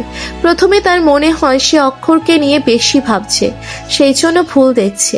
কিন্তু একটু পর যখন অক্ষর মধুচার সামনে এসে বলে, এত সকালে একা একা এখানে কি করছো হানি? মধুচা এবার নিশ্চিত হয় এটা তার পাগলা ডাক্তারি। অক্ষর মধুচার কাছে আসে। তার পরনে ব্লু কালারের হুডি। কি ব্যাপার হানি, তুমি এত সকালে এখানে কি করছো একা একা? জানো না স্বামী ছাড়া মেয়েরা কতটা অনিরাপদ? আমার জিনিস আমি এখনো কিছু করলাম না, এই সময় অন্য কেউ যদি সুযোগ নিয়ে নেয় তাহলে আমি কিন্তু মোটেই খুশি হব না। মধুচা বিরক্ত হয়ে বলে, আপনার এই ধরনের কথা আমার একদম ভালো লাগে না। আপনার মুখে কি কিছুই আটকায় না নাকি? ভালো কথা বলতে পারেন না? অক্ষর কোনো কথা না বলে মধুচার হাত ধরে নিজের সাথে নিয়ে যেতে থাকে। কোথায় নিয়ে যাচ্ছেন আমায়? ছাড়ুন আমার হাত। হুশ, একদম কথা বলবা না। তুমি আমার বউ, তাই সব সময় আমার সাথে থাকবা, বুঝেছো? আমি চাই না তুমি আমার থেকে দূরে দূরে থাকো। তোমার স্থান আমার বুকে। কথাটা বলেই মধুচাকে জড়িয়ে ধরে অক্ষর। মধুচার কানে আবার অক্ষরের বুকে ঢিপ ঢিপ শব্দ আসে। মধুচা যেন নিজেও উত্তেজিত হয়ে যায়। অক্ষরকেও জড়িয়ে ধরে সে। অক্ষর বাঁকা হেসে বলে, রোমান্স করার ইচ্ছা হলে চলো ঘরে গিয়ে দরজা বন্ধ করে করি। এখানে রাস্তায় সবাই দেখবে তো নাকি? অক্ষরের কথায় মধুচার হুঁশ ফিরে আসে। আসলেই তো, সে কি তার পাগলা ডাক্তারের মতো পাগল হয়ে গেল নাকি? মধুচা অক্ষরের থেকে দূরে সরে আসে। মধুচা শাড়ি পরে ঠিক মতো কুচি দিতে পারছিল না। শাড়ি পরার অভ্যেস তার খুব কম। তাই সে ভাবলো মমতা চৌধুরীর সাহায্য নেবে। এই ভেবে রুম থেকে বের হতে যাবে, তখনই অক্ষর তার সামনে এসে দাঁড়ালো। এইভাবে কোথায় যাচ্ছ হানি? কুচিটাও তো ঠিকভাবে হয়নি। আমি পারছি না, তাই আপনার মায়ের কাছে। আম্মুর কাছে যেতে হবে না, আমি করে দিচ্ছি। অক্ষর খুব সুন্দরভাবে কুচি করে দেয়। মধুচা পুরোই অবাক হয়ে যায়।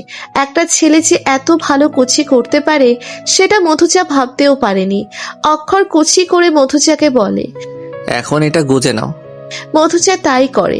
অক্ষর মধুচার দিকে অপলক তাকিয়ে বলে, সুন্দর। অবশেষে তারা দুজন মধুচার বাড়ির উদ্দেশ্যে বেরিয়ে যায়।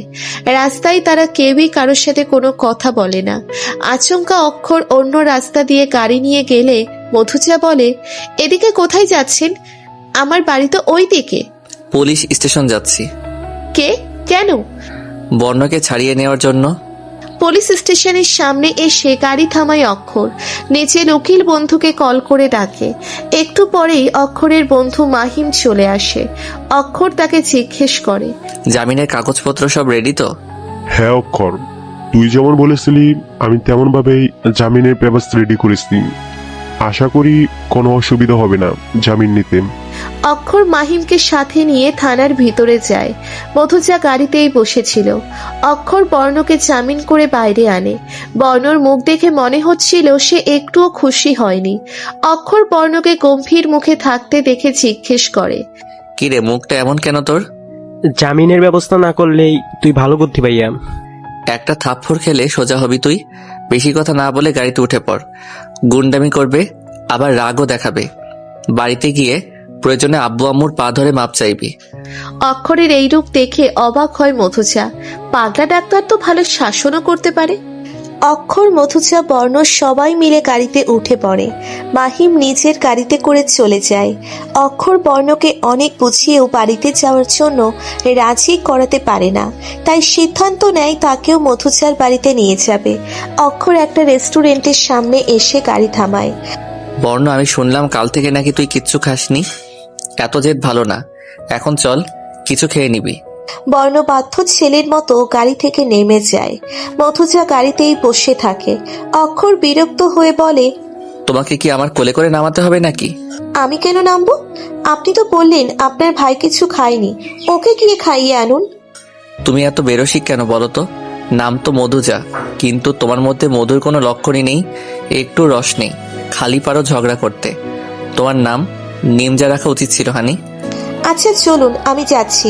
সোজাভাবে কথা বলতে শেখেননি, সব সময় খালি বাঁকা কথা। সোজাভাবে বলছি, চলো একসাথে হাত ধরে কফি খাই, অনেক ভালো ফিলিংস আসবে। বর্ণের সামনে কথাগুলো বলে অক্ষর। মধুজা বেশ লজ্জা পায়, বর্ণ অবশ্য হাসছিল। অক্ষর বুঝতে পারে মধুজা লজ্জা পেয়েছে। আরে লজ্জা পেও না, বর্ণ কিছু মাইন্ড করেনি, ও আমার ভাই, আমার মতোই রোমান্টিক। ওর যে কতগুলো গার্লফ্রেন্ড আছে তার কোনো হিসাব নেই। এসব তুই কি বলছিস ভাইয়া?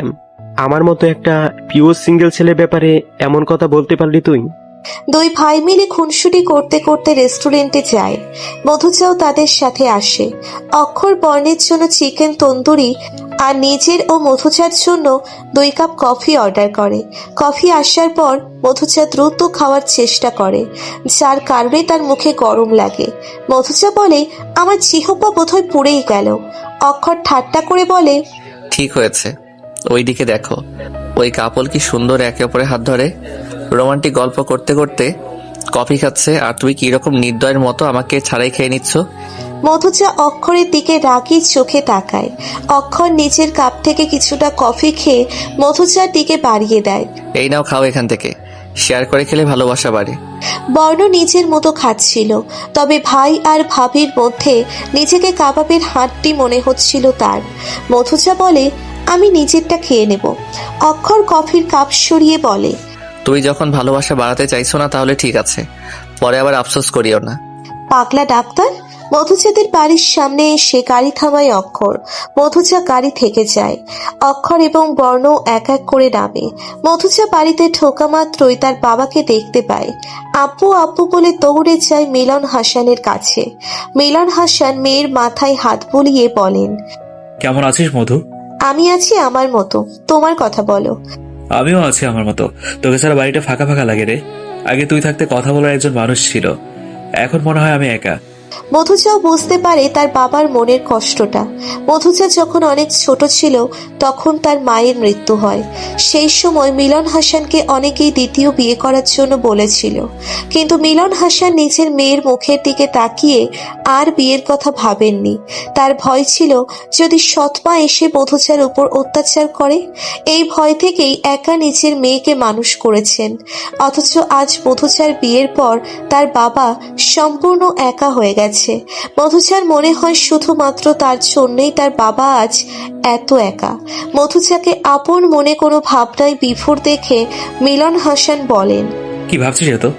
তেমন কিছু না, ভাবছি তোমার একাকিত্ব দূর করার ব্যবস্থা করব। বাবা হিসেবে তুমি তোমার সব দায়িত্ব পালন করেছো, এবার আমিও মেয়ে হিসেবে নিজের দায়িত্ব পালন করব। অক্ষর ও বর্ণ দাঁড়িয়ে বাবা মেয়ের কথা শুনছে। সেদিকে খেয়াল করে মিলন হাসান বলেন, দেখলি, তোর সাথে বকবক করতে গিয়ে আবার খেয়ালই নেই যে ওরা দাঁড়িয়ে আছে। তোমরা কিছু মনে করো না। মধুজা, তুই তোর দেবরকে গেস্ট রুমটা দেখিয়ে দে, আর অক্ষরকে নিয়ে যা নিজের রুমে।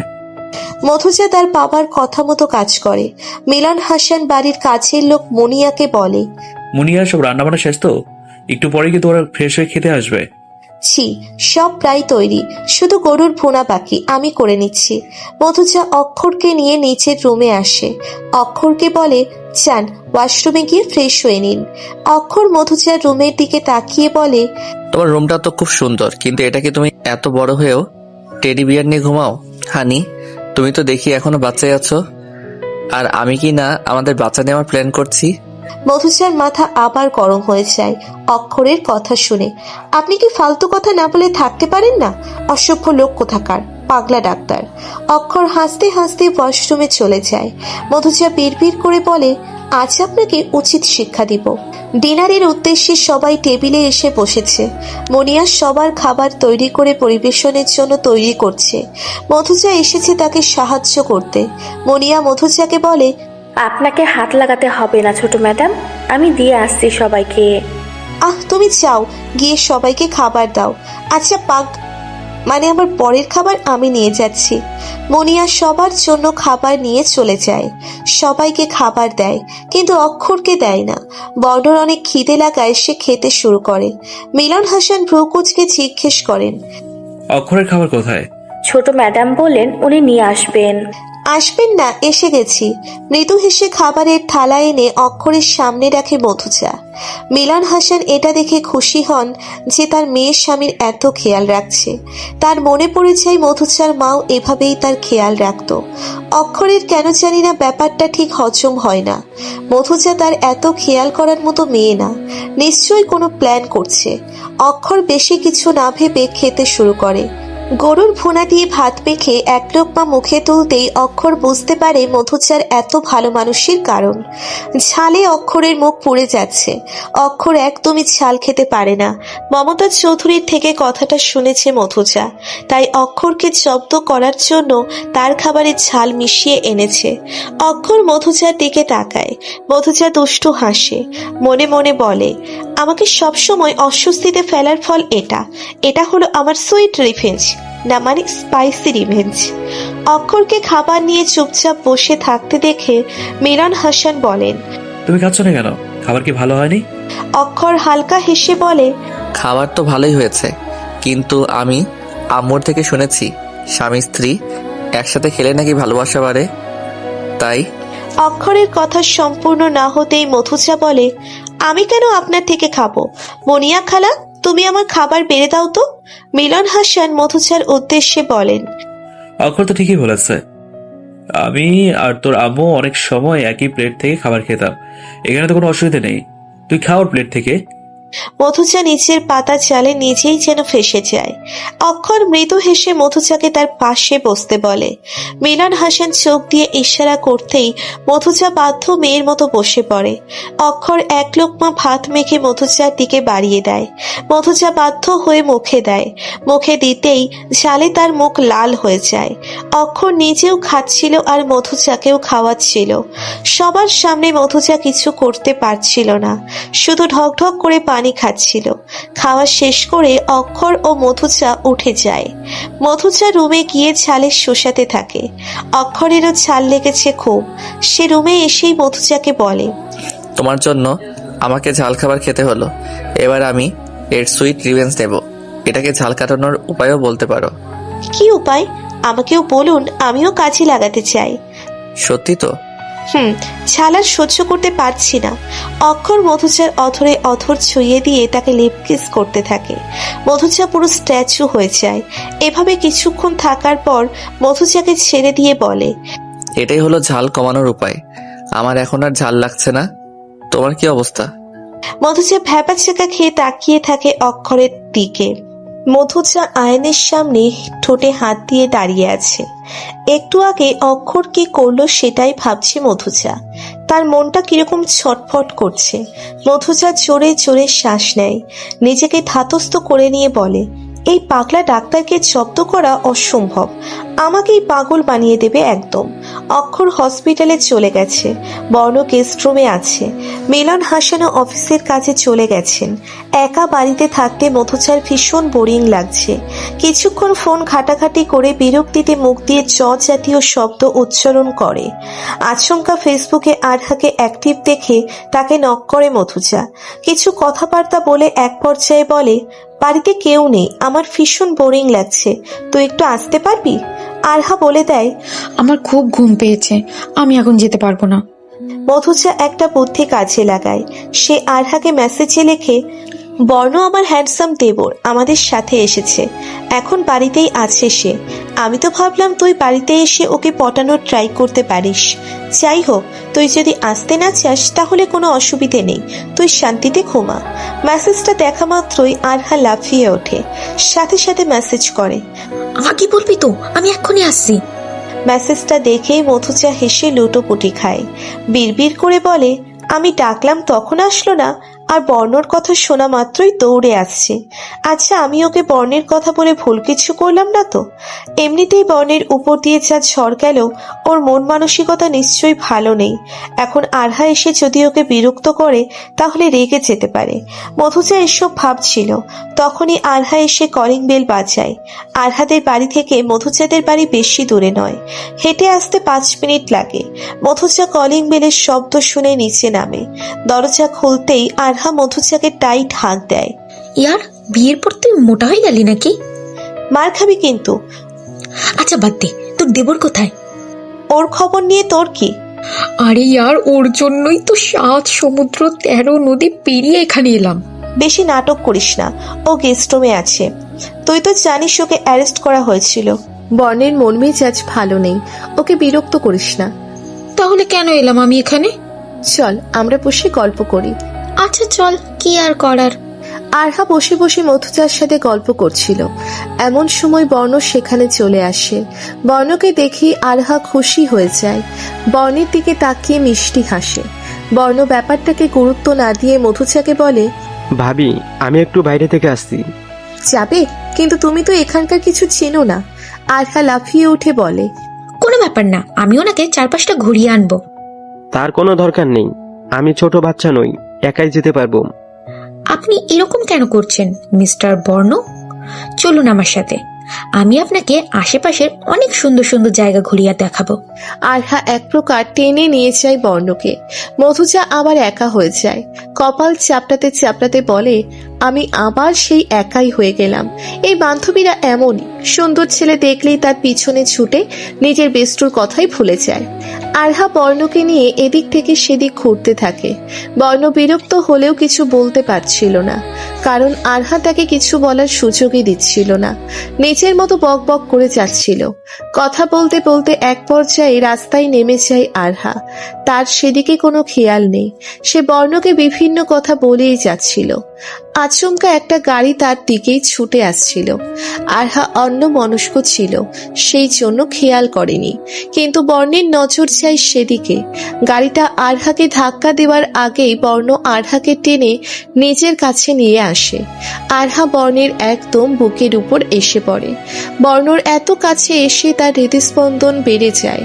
বর্ণ এর মধ্যে আরহাকে নিজের থেকে দূরে সরিয়ে বলে, দেখে চলতে পারেন না নাকি? শুধু মুখই চলে আপনার, অন্য কিছু বোধহয় চলে না। চোখ কান খোলা রেখে হাঁটবেন।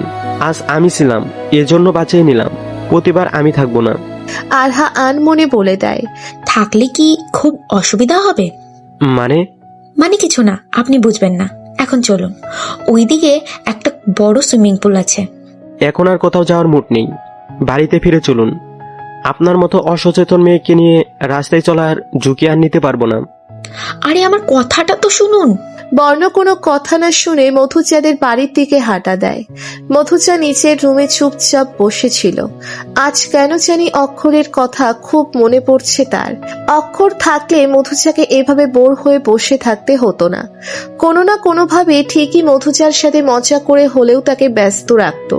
মধুচা এই সবই ভাবছিল, তখনই তার অগোচরে কেউ রুমে প্রবেশ করে। মধুচা অন্য চিন্তায় ব্যস্ত থাকায় বুঝতেও পারে না কিছু। অক্ষর রুমে এসে মধুচার পাশে বসে। মধুচা টের পাওয়ার আগেই তার গালে চুমু খায়। আচমকা এই ঘটনায় মধুচা ধরপড়িয়ে ওঠে। অক্ষরকে দেখে কিছুটা স্বস্তি পেলেও রাগ দেখিয়ে বলে, আপনি চলে এলেন আমাকে বিরক্ত করতে? উফ, এত জ্বালা আর নেওয়া যাচ্ছে না। অক্ষর নিচের অ্যাপটনটা খুলতে খুলতে বলে, তোমাকে নিতে হবে না, আমি তোমাকে নিব কোলে। বলেই উঠে দাঁড়িয়ে মধুচাকে কোলে তুলে নেয় অক্ষর। মধুচা থতমত খেয়ে বলে, এ কি করছেন? নামান বলছি। নামাবো, তার আগে একটা শর্ত আছে। কি শর্ত? আমার গালে খুব চুলকাচ্ছে। তো আমি কি করব? চুলকানি কমিয়ে দাও। কিভাবে? হামি দিয়ে। ছি, কি অশ্লীল। ছি বলছো কেন? দেখো, যদি কোল থেকে নামতে চাও তাহলে হামি দিতেই হবে হানি। মধুচা সাহস করে অক্ষরের গালের কাছে মুখ নিয়ে যায়। অক্ষর চোখ দুটো বন্ধ করে নেয়। মধুচা চুমুর বদলে অক্ষরের গালে কামড় বসিয়ে দেয়। অক্ষর দাঁতে দাঁত চেপে সহ্য করে। মধুচার কামড়ে অক্ষরের গাল লাল হয়ে যায়। অক্ষর তবুও হেসে বলে, বা এটাও তো এক প্রকার আদরই। ঠিক আছে, তোমায় নামিয়ে দিচ্ছি। মধুচাকে কোল থেকে নামিয়ে দেয় অক্ষর। মধুচা বিজয়ীর হাসি হাসে। এতদিনে অক্ষরকে জব্দ করতে পেরে সে খুব খুশি। অক্ষরও ছেড়ে দেওয়ার পাত্র না। সে মধুচার অগোচরে তার ঠোঁট কামড়ে ধরে। একটু কামড়ে ধরে তারপর ছেড়ে দিয়ে বলে, আমার গালে তুমি ভালোবাসার চিহ্ন দিলে, এখন আমিও তোমার ঠোঁটে ভালোবাসার চিহ্ন দিলাম। শোধবোধ। মধুচা রক্তিম চোখে তাকায়। এই লোকটাকে কোনোভাবেই জব্দ করতে পারছে না সে, বরঞ্চ নিজেই জব্দ হয়ে যাচ্ছে।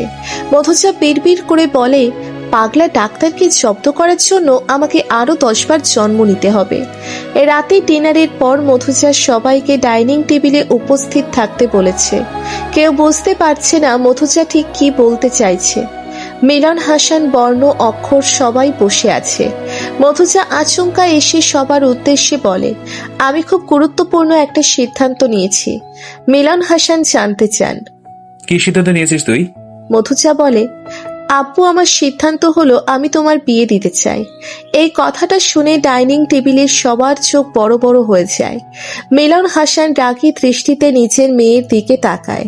কোনো কঠিন কথা শোনাতে উদ্যত হন। তখনই মধুজা বলে, আমি জানি আব্বু, তুমি আমাকে আর আম্মুকে কত ভালোবাসো, তাই তো এতগুলো দিন একা কাটিয়েছ। আমার কথা ভেবে অন্য কাউকে নিজের জীবনে আনোনি, কিন্তু এখন যখন আমার বিয়ে হয়ে গেছে তখন তুমি সম্পূর্ণ একা হয়ে গেছো। তোমার খেয়াল রাখার মতো কেউই নেই। তাই আমি চাই এই শেষ বয়সে তোমার পাশে কেউ থাকুক, বন্ধু হয়ে। অক্ষর মুগ্ধতার সাথে মধুজার দিকে তাকায়। মধুজাকে আজ নতুন ভাবে আবিষ্কার করলো সে। নিজের বাবার জন্য যে কেউ এভাবে ভাবতে পারে সেটা মধুজাকে না দেখে বোঝা যায় না। মিলন, হাসান বেশ রেগেই বলেন, তোকে আমার কথা এত ভাবতে হবে না, আমি একাই ঠিক আছি। এতগুলো বছর যখন একা কাটাতে পেরেছি তখন বাকি দিনগুলো একাই থাকবো। আপু, আমি কিন্তু তোমার কথা শুনে বিয়ে করেছি, তোমাকেও আমার কথা শুনতে হবে। আমি তোমার আব্বু, তুমি আমার আব্বু নও। এই প্রথম আর শেষবারের মতো বলছি, এই নিয়ে যেন আর কোনো কথা না ওঠে। মিলন, হাসান উঠে নিচের রুমে চলে যান। বর্ণও নিচের মতো চলে যায়। শুধু অক্ষর আর মধুচাই সেখানে থেকে যায়। মধুচার চোখে জল। সে তো নিজের বাবার কথা ভেবেই এমন সিদ্ধান্ত নিয়েছিল, কিন্তু তার বাবা কিছু বুঝতে চাইছে না। অক্ষর মধুচার পাশে এসে তার মাথায় হাত রাখে। মধুচা কাঁদো কাঁদো গলায় বলে, আমি কি কোনো ভুল কথা বলেছি পাগলা ডাক্তার? না হানি, তুমি কোনো ভুল কথা বলনি। সত্যি তো, একটা মানুষ এভাবে একা থাকতে পারে না। শেষ বয়সে তার একজন ভরসার প্রয়োজন। তাহলে আপু কেন এরকম রিয়াক্ট করলো? উনি হয়তো বুঝতে পারেননি ব্যাপারটা। তুমি আর এই ব্যাপারটা নিয়ে মন খারাপ করে থেকো না। আমি আপুর বিয়ে দিয়েই দম নেব, আর আপুকে রাজিও করাবো। আমার ডিসিশন ফাইনাল। আচ্ছা, এখন রুমে চলো। এখানে বসে থেকে তো কোনো লাভ নেই। রুমে গিয়ে ঠান্ডা মাথায় ভাবো কি করবে। মধুজা আজ সকাল সকাল ঘুম থেকে উঠে কাউকে কিছু না জানিয়েই কোথাও চলে গেছে। অক্ষর তাকে খুঁজে খুঁজে পুরো হয়রান। গতকাল রাতে অক্ষর খেয়াল করেছিল মধুজা কোনো গভীর চিন্তায় মগ্ন, হয়তো নিজের বাবার কথা ভাবছে। এটা ভেবে সে আর কিছু বলেনি, কিন্তু আজ সকালে ঘুম থেকে উঠে মধুজাকে নিজের পাশে দেখতে না পেয়ে অক্ষরের খটকা লাগে। মধুজা নিজের ফোনটাও বালিশের তলায় রেখে গেছে। সব মিলিয়ে খুব চিন্তায় আছে সবাই। মিলন, হাসান তো ভাবছেন তার মেয়ে অভিমান করে আবার কোথাও চলে গেল নাকি। এদিকে অক্ষরের হাসপাতালে যাওয়ার সময়ও প্রায় হয়ে এসেছে। সব মিলিয়ে পরিস্থিতি বেশ ঘোলাটে হয়ে আছে। অক্ষর হাসপাতালের উদ্দেশ্যে যাওয়ার সময়ই মধুজা বাড়িতে প্রবেশ করে। মধুজাকে দেখে সবাই স্বস্তির নিঃশ্বাস নেয়। অক্ষর রক্তিম চোখে মধুজার দিকে তাকায়। কোথায় ছিলে তুমি? মানুষকে দুশ্চিন্তায় ফেলতে কি খুব ভালো লাগে? জানো, সকাল থেকে তোমাকে খুঁজতে খুঁজতে আমি কতটা হয়রান হয়ে গেছি। আমি একটা জরুরি কাজে বাইরে গিয়েছিলাম, আপনাকে আর হয়রান হতে হবে না। বর্ণকে ডাকুন, আজই আমরা বাড়িতে ফিরে যাব। মিলন, হাসান অবাক হয়ে বলেন, আজকে যাবে মানে কি? তোদের তো 2 দিন থাকার কথা। না আব্বু, আমি আর এখানে থাকবো না। একেবারে তখনই ফিরবো যখন তুমি বিয়ে করতে রাজি হবে, তার আগে নয়। তুই কিন্তু এবার বেশি জেদ করে ফেলছিস মধু। আমি বলেছি তো, এই বয়সে বিয়ে করে সমাজের লোক হাসাতে পারবো না। তাছাড়া আমার মনে এখনো তোর মা রয়েছে। সমাজের লোকের কথা বাদ দাও তো আব্বু, সমাজের লোক অমন কথা বলেই। তাছাড়া আমি তো কোনো যুবতী মেয়েকে তোমাকে বিয়ে করতে বলছি না। মাঝবয়সী কাউকে বিয়ে করো, আবেগ দিয়ে দুনিয়া চলে না। আমি জানি তুমি আম্মুকে অনেক ভালোবাসো, আম্মুর জায়গা কাউকে দিতে হবে না। তোমাকে যাতে এই শেষ বয়সে নিঃসঙ্গ থাকতে না হয়, সেই জন্যেই তো আমি বলছি বিয়ের কথা। মিলন, হাসান কোনো কথা না বলে নিচের রুমে চলে যান। মধুজা বলে, আমি তোমাকে রাজি করাবই আব্বু, তুমি চিন্তা করো না। তুমি বাবা হিসেবে যেমন নিজের সব দায়িত্ব পালন করেছো, আমিও তেমনি তোমার জীবনটা গুছিয়ে দিয়ে তোমার সন্তানের দায়িত্ব পালন করব। অক্ষর নিজের ঘড়ির দিকে তাকিয়ে বলে, আমাকে এক্ষুনি যেতে হবে। বর্ণকে ডেকে নিয়ে আসছি, তুমি তৈরি হয়ে নাও। আচ্ছা, আপনি যান, গিয়ে পর্ণকে ডেকে আনুন, আমি তৈরি হয়ে নিচ্ছি। বাড়িতে পৌঁছে কম্পিউটার বের করে কিছু জরুরি কাজ করছে মধুজা। অক্ষর তাদেরকে পৌঁছে দিয়েই হাসপাতালে চলে গেছে। বর্ণ অক্ষরের কথা মতো নিজের মা বাবার পা ধরে ক্ষমা চেয়েছে। অনিল চৌধুরী ক্ষমা করে দিলেও মমতা চৌধুরী এ বিষয়ে কিছু বলেননি, শুধু বলেছেন, তুই ফ্রেশ হয়ে আয়, আমি তোর জন্য খাবার আনছি। মায়েরা হয়তো এমনই হয়, তাদের সন্তানকে ক্ষমা করার প্রয়োজন হয় না, কারণ তারা সন্তানদের উপর কখনো রেগে থাকতেই পারেন না। সন্তান যেমনই হোক, মায়েরা তাদের কথা সব সময় চিন্তা করেন। মধুজা এসব কথা ভেবে মৃদু হাসে। আজ তারও নিজের মায়ের কথা খুব মনে পড়ছে। মধুজার মায়ের সাথে কাটানো কোনো মুহূর্ত ঠিকভাবে মনে নেই, শুধু এটুকু মনে আছে তার মা তাকে খুব আদর করত। মধুজা দীর্ঘশ্বাস ফেলে কম্পিউটারে নিজের কাজে মন দেয়। একটু পরেই তৈরি হয়ে নেয় বাইরে যাওয়ার জন্য। নিচে এসে দেখে মমতা চৌধুরী সোফায় বসে টিভিতে নিউজ দেখছেন। মধুজা মমতা চৌধুরীর কাছে এসে বলে, আমি একটু বাইরে যাচ্ছি। কেন? আসলে আমার একটা ইন্টারভিউ আছে জবের জন্য। ও আচ্ছা, বেস্ট অফ লাক, তোমার জবটা হবে ইনশাল্লাহ। আমি তোমার জন্য দোয়া করি, আল্লাহর নাম নিয়ে ইন্টারভিউ দিবে। আচ্ছা। মধুজা মমতা চৌধুরীর ব্যবহার দেখে সত্যিই মুগ্ধ না হয়ে পারে না। বন্ধু বান্ধব আত্মীয় স্বজনের কাছে শাশুড়ির ব্যাপারে যেমন কথা শুনেছে মমতা চৌধুরী একদমই তার ব্যতিক্রম। এমন মানুষের জন্য মন থেকে শ্রদ্ধা চলে আসে। মধুজা মমতা চৌধুরীর দিকে তাকিয়ে সুন্দর করে হেসে চলে যায়। রাতে বাড়ি ফেরার সময় অক্ষর লক্ষ্য করে কেউ তার পিছু করছে। ব্যাপারটা নিয়ে অক্ষরের বেশ খটকা লাগে। সে গ্যারেজে গাড়ি রেখে এসে গাড়ির দিকে হাঁটা ধরতেই নিজের পেছনে একটি ছায়া লক্ষ্য করে, কিন্তু পিছনে ফিরে কাউকেই দেখতে পায় না। তবে তার বারবার মনে হচ্ছে কেউ তার পিছু নিচ্ছে। অক্ষর এক প্রকার তাড়াহুড়োর মধ্যেই নিজের রুমে চলে আসে। রুমে এসে দেখে মধুজা খুশি মনে ফোন টিপছে। মধুজার এত খুশি দেখে অক্ষর বলে, কি হয়েছে, এত খুশি কেন তুমি? আমার ইচ্ছে পূরণ হয়েছে তাই। জানেন, এখন আমি একজন জার্নালিস্ট, তাও আবার প্রথম আলো সংবাদপত্রের জার্নালিস্ট। ভাবতে পারছেন? ও, কংগ্রাচুলেশনস। থ্যাঙ্কস। বলো, কি গিফট চাই তোমার? গিফট না হয় পরে চেয়ে নেব। আমার তো এখনই গিফট দিতে ইচ্ছা করছে, গিফটটা বরং এখনই দিয়ে দেই। বলেই মধুজার ঠোঁটে ভালোবাসার পরশ লাগিয়ে দেয় অক্ষর। মধুজা বিড়বিড় করে বলে, পাগলা ডাক্তার চুমু না খেয়ে বাঁচতে পারে না, চুমু যেন ওনার কাছে অক্সিজেন। মধুজা আজ প্রথম দিনের মতো নিজের কাজে যাচ্ছে, এই নিয়ে খুব এক্সাইটেড সে। বাড়ির সবাইকে খুশির খবরটা জানানোর পর সবাই মধুজার এই সাফল্যে খুশি। অনিল চৌধুরী যদিও বা একটু মনক্ষুণ্ণ ছিলেন, কারণ সাংবাদিক পেশাটা ভীষণ বিপজ্জনক হতে পারে। তবে মমতা চৌধুরী তাকে বুঝিয়েছেন যে মধুজা যদি চায়, ওর যদি নিজের উপর ভরসা থাকে, তাহলে কোনো অসুবিধে নেই, যার ফলে তিনিও আর দ্বিমত করতে পারেননি। তাছাড়া অক্ষরও পুরোপুরি সমর্থন দিয়েছে মধুজাকে। আজ প্রথম দিন অক্ষরে মধুজাকে তার কার্যালয়ে পৌঁছে দেয়। মধুজা খুশি মনে কাজে যোগ দেয়। প্রথম দিন সবার সাথে পরিচয়টা সেরে নেয়। মধুজা বিভিন্ন ধরনের সংবাদ সংগ্রহের কাজ করবে। তার সাথে একজন ক্যামেরাম্যানকেও ঠিক করে দেওয়া হয়। মধুজার ক্যামেরাম্যান আর কেউই নয়, তারই বান্ধবী লাবিব। লাবিবের সাথে কলেজ থেকেই বন্ধুত্ব মধুজার। কলেজে তো তারা বেস্ট ফ্রেন্ড ছিল, আজ আবার অনেকদিন পর একসাথে কাজ করতে পেরে খুশি তারা। মধুজার উপর আজ দায়িত্ব পড়ে রাস্তার বেহাল দশা নিয়ে একটি রিপোর্ট তৈরি করার। তাই মধুজা লাবিবকে নিয়ে বেরিয়ে পড়ে। রাস্তায় তৈরি বিভিন্ন গর্ত এবং জ্যাম পর্যালোচনা করে। লাবিব কিছু ছবিও তোলে, কিছু মানুষের সাথে এসবের ভোগান্তি নিয়ে কথাবার্তা বলে। অবশেষে সব মিলিয়ে খুব সুন্দরভাবে একটি রিপোর্ট তৈরি করে মধুজা। সম্পাদক খুব খুশি হয় মধুজার এই কাজে। তিনি মধুজার মাথায় হাত বুলিয়ে বলেন, তুমি যথেষ্ট ভালো কাজ করেছো। এভাবে কাজ করে যেতে পারলে ভবিষ্যতে অনেক ভালো একজন সাংবাদিক হতে পারবে। তবে একটা কথা মনে রাখবে, সাংবাদিক হতে গেলে সাহসের প্রয়োজন। কাউকে ভয় করবে না। অনেক প্রভাবশালী লোকের বিরুদ্ধে তোমায় খবর তৈরি করতে হতে পারে, সে নিয়ে অনেক চাপের সম্মুখীন হতে পারো। সবকিছু পাশে রেখে নিজের কাজটা ভালোভাবে করবে। জি, আমি নিজের দায়িত্ব যথাযথভাবে পালন করব ইনশাল্লাহ। মধুজা আজ সব কাজ শেষে বাড়িতে ফেরে। বাড়িতে ফিরেই দেখে মমতা চৌধুরী খাবার নিয়ে বসে আছেন। মধুজাকে দেখা মাত্র তিনি বলেন, এসো, তোমার অপেক্ষাতেই ছিলাম এতক্ষণ। তাড়াতাড়ি ফ্রেশ হয়ে আসো, খাবারগুলো এখনো গরমই আছে। মধুচার নিজেকে খুব ভাগ্যবতী মনে হয়। মমতা চৌধুরীর মতো একজন শাশুড়ি পেয়ে তার কাছে মনে হয় তার মাই যেন আবার তার কাছে ফিরে এসেছে। মধুচা ফ্রেশ হয়ে এসে খেতে বসে পড়ে। খাওয়া দাওয়া শেষ করে নিজের রুমে চলে যায় ঘুমানোর জন্য। অক্ষরের আজ তাড়াতাড়ি ফেরার কথা। মধুচা যেন তার অপেক্ষাতেই আছে।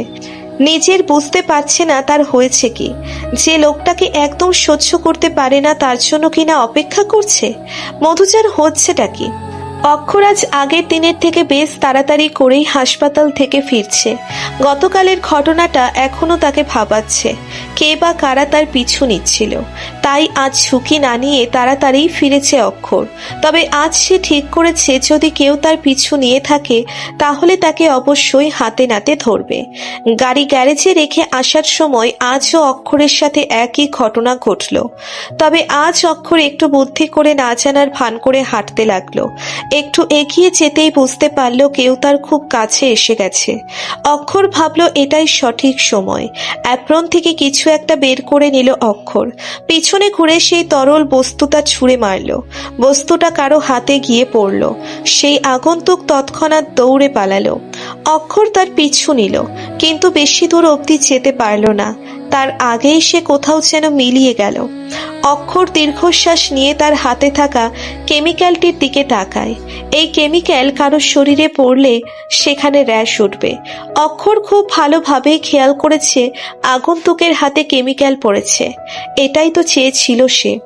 এখন সেই আগন্তুক যদি চেনা কেউ হয় তাহলে খুব সহজেই তাকে পাকড়াও করা যাবে। এটা ভেবেই মৃদু হাসে অক্ষর। সাবধানতা অবলম্বন করে বাড়িতে প্রবেশ করে অক্ষর। সিঁড়ি বেয়ে দোতলায় গিয়ে নিচের রুমের বাইরে দাঁড়িয়ে থাকে। দরজা ভিতর থেকেই বন্ধ। অক্ষর দরজায় নক করতে যাবে তখনই কিছু একটা মনে করে হাত সরিয়ে আনে। অক্ষর ভাবে মধুচা নিশ্চয়ই তাকে জব্দ করার জন্যই এভাবে দরজা লাগিয়ে রেখেছে। সে এটাও বুঝতে পারে মধুচা এত সহজে দরজা খুলবে না, তাই অন্য পরিকল্পনা করে অক্ষর। মধুচা এখনো জেগেছিল, তার চোখে ঘুম আসছে না। ইদানিং পাগলা ডাক্তারের সাথে ঝগড়া না করে সে যেন শান্তিই পায় না। এখনো পাগলা ডাক্তারকে জব্দ করারই পায়তারা করছে, তাই তো ভিতর থেকে দরজা বন্ধ করে দিয়েছে। ঘড়ির দিকে তাকিয়ে সময় দেখে মধুচা। বিড়বিড় করে বলে, পাগলা ডাক্তারের আসার সময় তো হয়ে গেছে, তাহলে এখনো আসছে না কেন? হোয়াট এভার, আসলেও আমি দরজা এত সহজে খুলবো না। মিনিমাম 30 মিনিট তো বাইরে দাঁড় করিয়ে রাখবই। আমাকে যখন তখন অস্বস্তিতে ফেলার জন্য এটুকু শাস্তি তো দেওয়াই যায়। আচমকা দরজার বাইরে থেকে অদ্ভুত শব্দ শুনে ভয়ে কাছুমাছু হয়ে যায় মধুচা। বাইরে থেকে কিরকম ভুতুড়ে আওয়াজ আসতে থাকে। মধুচা ভয় পায় খানিকটা। কিছুক্ষণ পরেই জোরে জোরে শব্দ হতে থাকে। মধুচা ভয়ে কম্বল মোড়া দিয়ে শুয়ে দোয়া দরুদ পড়তে থাকে। কিছু একটা মনে আসতেই কম্বল সরিয়ে ফেলে মধুচা। সাহস সঞ্চার করে বলে, আমি একজন সাংবাদিক, এত ভীতু হলে আমার চলবে না। আজ এই শব্দের রহস্য আমি ভেদ করেই ছাড়বো, কেউ ঠেকাতে পারবে না আমায়। মধুচা সাহস করে উঠে দাঁড়ায়, গুটি গুটি পায়ে দরজার দিকে এগিয়ে যায়। দরজাটা খোলা মাত্রই নিজের চোখের সামনে অক্ষরকে দেখে ভরকে যায় মধুচা। অক্ষর মধুচার দিকে তাকিয়ে মিটিমিটি হাসছিল। মধুচা রাগী স্বরে ধমক দিয়ে বলে, তার মানে আপনি আমায় ভয় দেখানোর জন্য এমন করছিলেন? কি ভেবেছিলেন আপনি ভয় পেয়ে যাব? আমি হলাম মধুচা, আমি কাউকে ভয় পাই না। সেটা তো জানি আমি, তাই তো ভেবেছিলাম এরকম শব্দ শুনে সাহস করে দরজা খুলে দেখবে কে এসেছে। তাই তো ফোনে একটা ভুতুরে গান ছাড়লাম আর কিছু শব্দ ভাইব্রেট করতে লাগলাম। কিন্তু তুমি তো অনেক দেরি করে দিলে। এতক্ষণ কি ভয় ছিলে নাকি? মধুচা আমতা আমতা করে বলে, আমি মোটেই ভয় পাইনি, ঘুমিয়েছিলাম তাই শুনতে পাইনি। ঘুম থেকে উঠেই শব্দ শোনা মাত্রই দরজা খুলে দিলাম। তাহলে তো তুমি খুব সাহসী। আচ্ছা চলো এখন ভিতরে। অক্ষর রুমে প্রবেশ করে।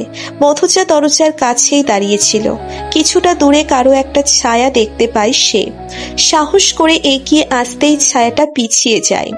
মধুচার মনে সন্দেহ হতে থাকে যে কি দেখলো এটা। সে নিশ্চিত এখানে কেউ ছিল।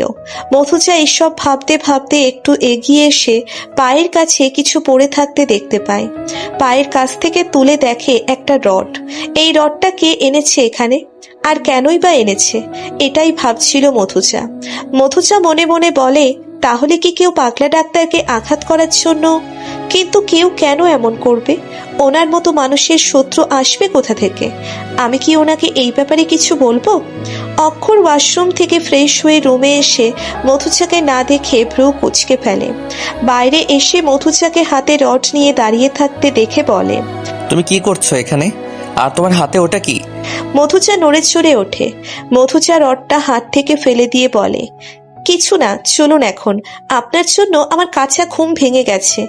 না ঘুমালে আর শান্তি পাবো না। অক্ষরের কাছে মনে হয় মধুচা তার কাছে কিছু লুকোচ্ছে, তবুও সে এই ব্যাপারে মধুচাকে কিছু জিজ্ঞেস করে না।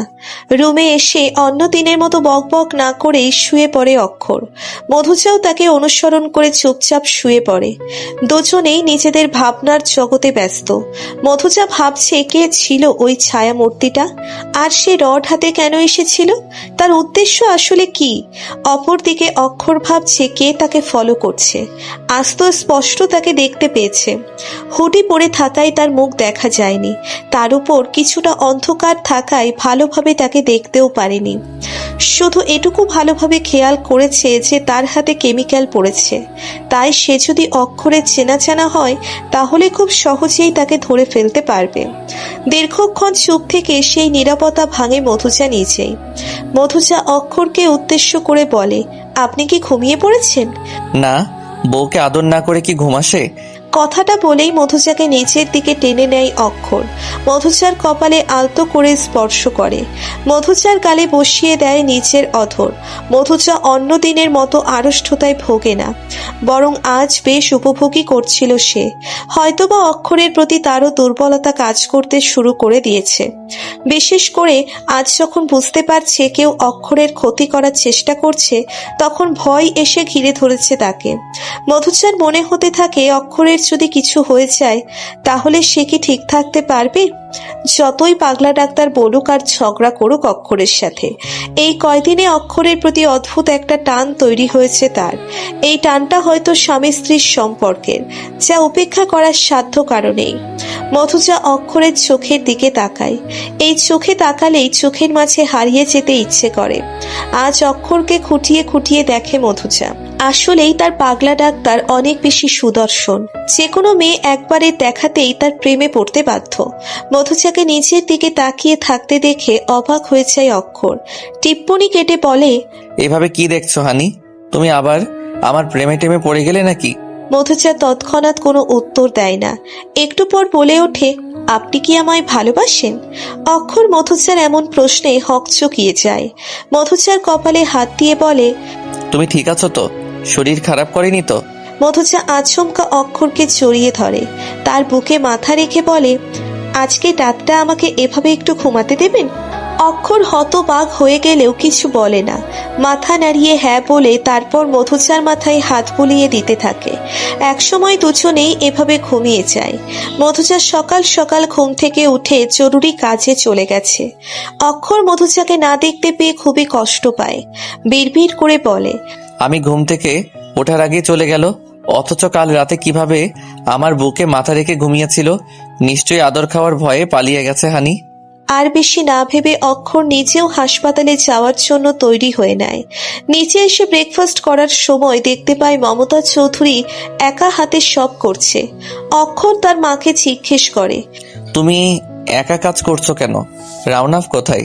ও তো স্কুলে গেছে, রান্নার কাছে আমাকে মধুচা সাহায্য করে গেছে। রাউনাফের তো সামনে পরীক্ষা, তাই ওকে কাজ কম করতে বলেছি। এইটুকু কাজ আমি নিজেই করতে পারবো। অক্ষর আর বেশি কথা না বাড়িয়ে মনোযোগ দিয়ে খেতে থাকে। একটু পরেই বর্ণও চলে আসে খাওয়ার জন্য। বর্ণ এই গরমের দিনেও ফুল হাতা শার্ট পরেছে দেখে অবাক হয়ে যায় অক্ষর। বর্ণ এসে অক্ষরেরই পাশে বসে। অক্ষর বর্ণকে জিজ্ঞেস করে, তুই এই গরমে এরকম পোশাক কেন পরেছিস? তোর হাতে কি হয়েছে? বর্ণ নিচের হাত ভালোভাবে ঢেকে নেয়। অক্ষর দেখতে পায় যে বর্ণের হাতে লালচে দাগ। অক্ষরের মনে কিছুটা সন্দেহ হয়, তবে সে ব্যাপারটা গুরুত্ব দেয় না। বর্ণ যেন স্বস্তির নিঃশ্বাস ফেলে। অক্ষর খেয়ে উঠে যাওয়ার সময় বর্ণকে বলে, তোর হাতে কি কোনো সমস্যা হয়েছে? বর্ণ আমতা আমতা করে বলে, না, কোনো সমস্যা হয়নি। অক্ষর আর কিছু না বলে উঠে চলে যায়। অক্ষর যাওয়ার কিছুক্ষণ পরেই বর্ণ নিজেও চলে যায়। মমতা চৌধুরী ব্যাপারটা কিছু বুঝতে পারেন না, তবে তার মনে হয় কোনো ব্যাপার তো আছেই। আচমকা বাড়িতে কাউকে প্রবেশ করতে দেখে চমকে যান মমতা চৌধুরী। মধুজা দৌড়তে দৌড়তে বাড়িতে এসেছে। মমতা চৌধুরী জানতে চান, তুমি এত তাড়াতাড়ি এলে কেন? তুমি তো বলেছিলে যে তোমার ফিরতে লেট হবে। মধুজা হাঁপাতে হাঁপাতে বলে, বলছি আচ্ছা মানে আপনার ছেলে কোথায়? অক্ষর তো একটু আগেই হাসপাতালের উদ্দেশ্যে বেরিয়ে গেল। ও শিট, আমাকে এক্ষুনি যেতে হবে। অক্ষরের সামনে অনেক বড় বিপদ। মমতা চৌধুরী ভয় পেয়ে যান, জিজ্ঞেস করেন, কি বিপদ অক্ষরের? আমি পরে এসে আপনাকে সব বলছি। আমার আর দেরি করলে চলবে না, এক্ষুনি যেতে হবে। অক্ষর সবে মাত্র হাসপাতালে এসে পৌঁছিয়েছে। হাসপাতালে এসেই একটা গুরুতর রোগীকে দেখতে হয়েছে। অক্ষর নিজের কেবিনে এসে একটু বসতেই ডাক্তার কেয়া তার কেবিনে আসার অনুমতি চায়। ডাক্তার কেয়া একজন ডাক্তার, অক্ষরের সাথে মেডিকেলে পড়াশোনা করায় তাদের মধ্যে ভালো সম্পর্ক আছে। অক্ষর আসার অনুমতি দিলে কেয়া ভিতরে আসে। এসেই অক্ষরকে বলে, শুনলাম আপনি নাকি বিয়ে করে নিয়েছেন, আমাকে জানালেন না? That's not fair. অক্ষর মৃদু হেসে বলে, আপনি তো বিদেশে ছিলেন, তাই আর জানানোর সুযোগ পাইনি। ওয়েল, এখন তো আমি আবার বাংলাদেশে ব্যাক করেছি। এবার কিন্তু আমি আপনার ওয়াইফকে দেখতে চাই। দেখি কে সেই লাকি গার্ল যে আপনার মন জয় করতে পেরেছে। আচ্ছা, দেখা করাবো একদিন। অক্ষরের নজর যায় ডাক্তার কেয়ার হাতের দিকে। তার হাতে লাল লাল র্যাশ উঠেছে। অক্ষর কৌতূহল বশত কেয়াকে জিজ্ঞেস করে, আপনার হাতে কি হয়েছে? কেয়া নিজের হাত আড়াল করে বলে, সামান্য র্যাশ উঠেছে, not a big deal. Whatever, আমি আসছি, আমার একটা পেশেন্টকে দেখতে যেতে হবে। আচ্ছা, আপনি যান। যাওয়ার সময় কেয়া হঠাৎ করে পা মচকে পড়ে যেতে ধরছিল, তখন অক্ষর তাকে আগলে নেয়। মধুজা দৌড়ে দৌড়ে হাসপাতালে চলে এসেছে। অক্ষরের বিপদ হতে চলেছে এটা শোনার পর থেকে তার মনে শান্তি নেই। মধুজা একজন নার্সদের থেকে মধুজার কেবিন কোন দিকে সেটা জেনে নেয়। তারপর অক্ষরের কেবিনের দিকে যায়। অক্ষরের কেবিনে এসেই মধুজা দেখতে পায় অক্ষর কেয়াকে এভাবে ধরে আছে। অক্ষরের কেবিনে এসে অক্ষর ও ডাক্তার কেয়াকে দেখে মধুজা ভ্রুকুচকে চোখে তাকায়। অক্ষর কেয়াকে সামলিয়ে তাকে ঠিকভাবে দাঁড় করিয়ে বলে, সাবধানে চলাচল করুন ডাক্তার কেয়া। থ্যাঙ্কস, আমি তাহলে এখন যাই। অক্ষরের কেবিন থেকে বেরিয়ে যাওয়ার সময় মধুজাকে দেখে কেয়া। মধুজা অদ্ভুতভাবে কেয়ার দিকে তাকিয়েছিল।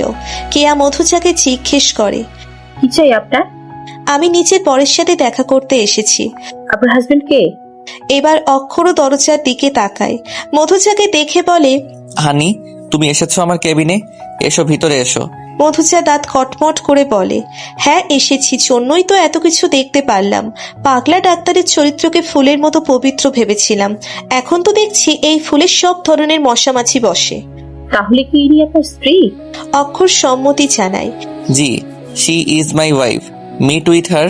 কেয়া মধুজার দিকে হাত বাড়িয়ে বলে, হ্যালো, মাই নেম ইজ কেয়া।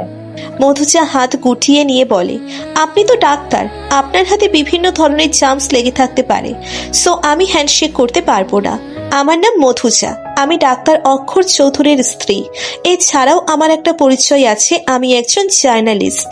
কেয়া অপমানিত বোধ করে, তাই আর কিছু না বলে চলে যায়। অক্ষর মধুজাকে বলে, এটা কি রকম ব্যবহার হানি? এমনি তো আর আমি বলি না তোমার নামের সাথে তোমার ব্যবহার যায় না। তোমার নাম অনুযায়ী তোমার ব্যবহার হওয়া উচিত মধুর মতো মিষ্টি, বাট তোমার ব্যবহার তো দেখি নিমের মতো। মধুজা বড় বড় চোখ করে অক্ষরের দিকে তাকায়। অক্ষর মধুজার এরকম তাকানো দেখে বলে, এভাবে দেখছো কেন আমাকে? তোমার চোখ দেখে আমার মনে হয় আমাকে গিলেই খেয়ে নিবে। মধুজা আর নিজেকে আটকে রাখতে পারে না, বলেই দেয়, আমার ব্যাপারে নাক না গলিয়ে আপনি নিজেকে আগে সামলান। ডক্টর কেয়ার সাথে তো চিপকে ছিলেন কেন? আপনার ক্যারেক্টারে তো লুজ আমি ভাবতেও পারিনি। মধুজার কথা শুনে অক্ষর না হেসে থাকতে পারে না। আমি কিসের যেন পোড়া পোড়া গন্ধ পাচ্ছি। Are you jealous? আমার কি ঠেকা পড়েছে জেলাস হওয়ার? আমি চললাম, আপনার বিপদ আপনি সামলান। আমি আপনার টেনশনে নিজের কাজ ফেলে আসলাম, আর আপনি। ওয়ান মিনিট, বিপদ মানে? আর তুমি কিসের জন্য এসেছো এখানে? মধুজা মনে মনে বলে, আমার পাগলা ডাক্তারকে এখন কিছু জানতে দিলে চলবে না, ব্যাপারটাকে চেপে যেতে হবে না। অক্ষর মধুচার দিকে তাকিয়ে উত্তরের অপেক্ষায় ছিল না। মধুচা কিছু না বলেই নিজের মতো চলে যায়। অক্ষর দীর্ঘশ্বাস ফেলে সেদিকে তাকিয়ে বলে, আমার সাথে থাকতে থাকতে হানিও কি পাগল হয়ে গেল? কখন কি করে তার কোনো ঠিক নেই। মধুচা একটি চিঠি হাতে নিয়ে দাঁড়িয়ে আছে। এই চিঠিটা আজ কেউ তাকে দিয়েছে। চিঠিতে স্পষ্ট সতর্ক বার্তা দেওয়া আছে। চিঠিতে লেখা, আমি তোমার স্বামীকে শেষ করে দিব, পারলে বাঁচাও তাকে। এই চিঠিটা দেখেই ভয়ে নিজের সব কাজ ফেলে এক প্রকার দৌড়ে অক্ষরের হাসপাতালে চলে গিয়েছিল মধুচা। তারপর গিয়ে যা দেখলো তাতে তার মন মেজাজ পুরো খারাপ হয়ে যায়। ডাক্তার কেয়াকে তার একদম ভালো লাগেনি। অক্ষরের সাথে কেয়াকে দেখে মধুচার ইচ্ছে করছিল কেয়াকে ভর্তা করে খেতে। মধুচা বুঝতে পারছিল না তার এত রাগ কেন হচ্ছে। যাতে এসব ভাবনা আর না আসে তাই নিজেকে ব্যস্ত রাখার জন্য কম্পিউটারে কিছু টাইপ করছিল মধুচা। আচমকা লাবিব দৌড়ে এসে তাকে বলে, কোথায় ছিলে তুমি? চলো, আমাদের এখনই যেতে হবে। মধুচা কম্পিউটার থেকে মুখ তুলে বলে, কোথায় যাব? বসুন্ধরা এলাকায় একটি বহুতল ভবনে আগুন লেগেছে, আমাদের সেখানে যেতে হবে সংবাদ গ্রহণের জন্য। মধুচা দ্রুত লাবিবকে নিয়ে বেরিয়ে পড়ে বসুন্ধরার উদ্দেশ্যে। দাউ দাউ করে চলছে আগুন। একটি আবাসিক ভবনে লাগা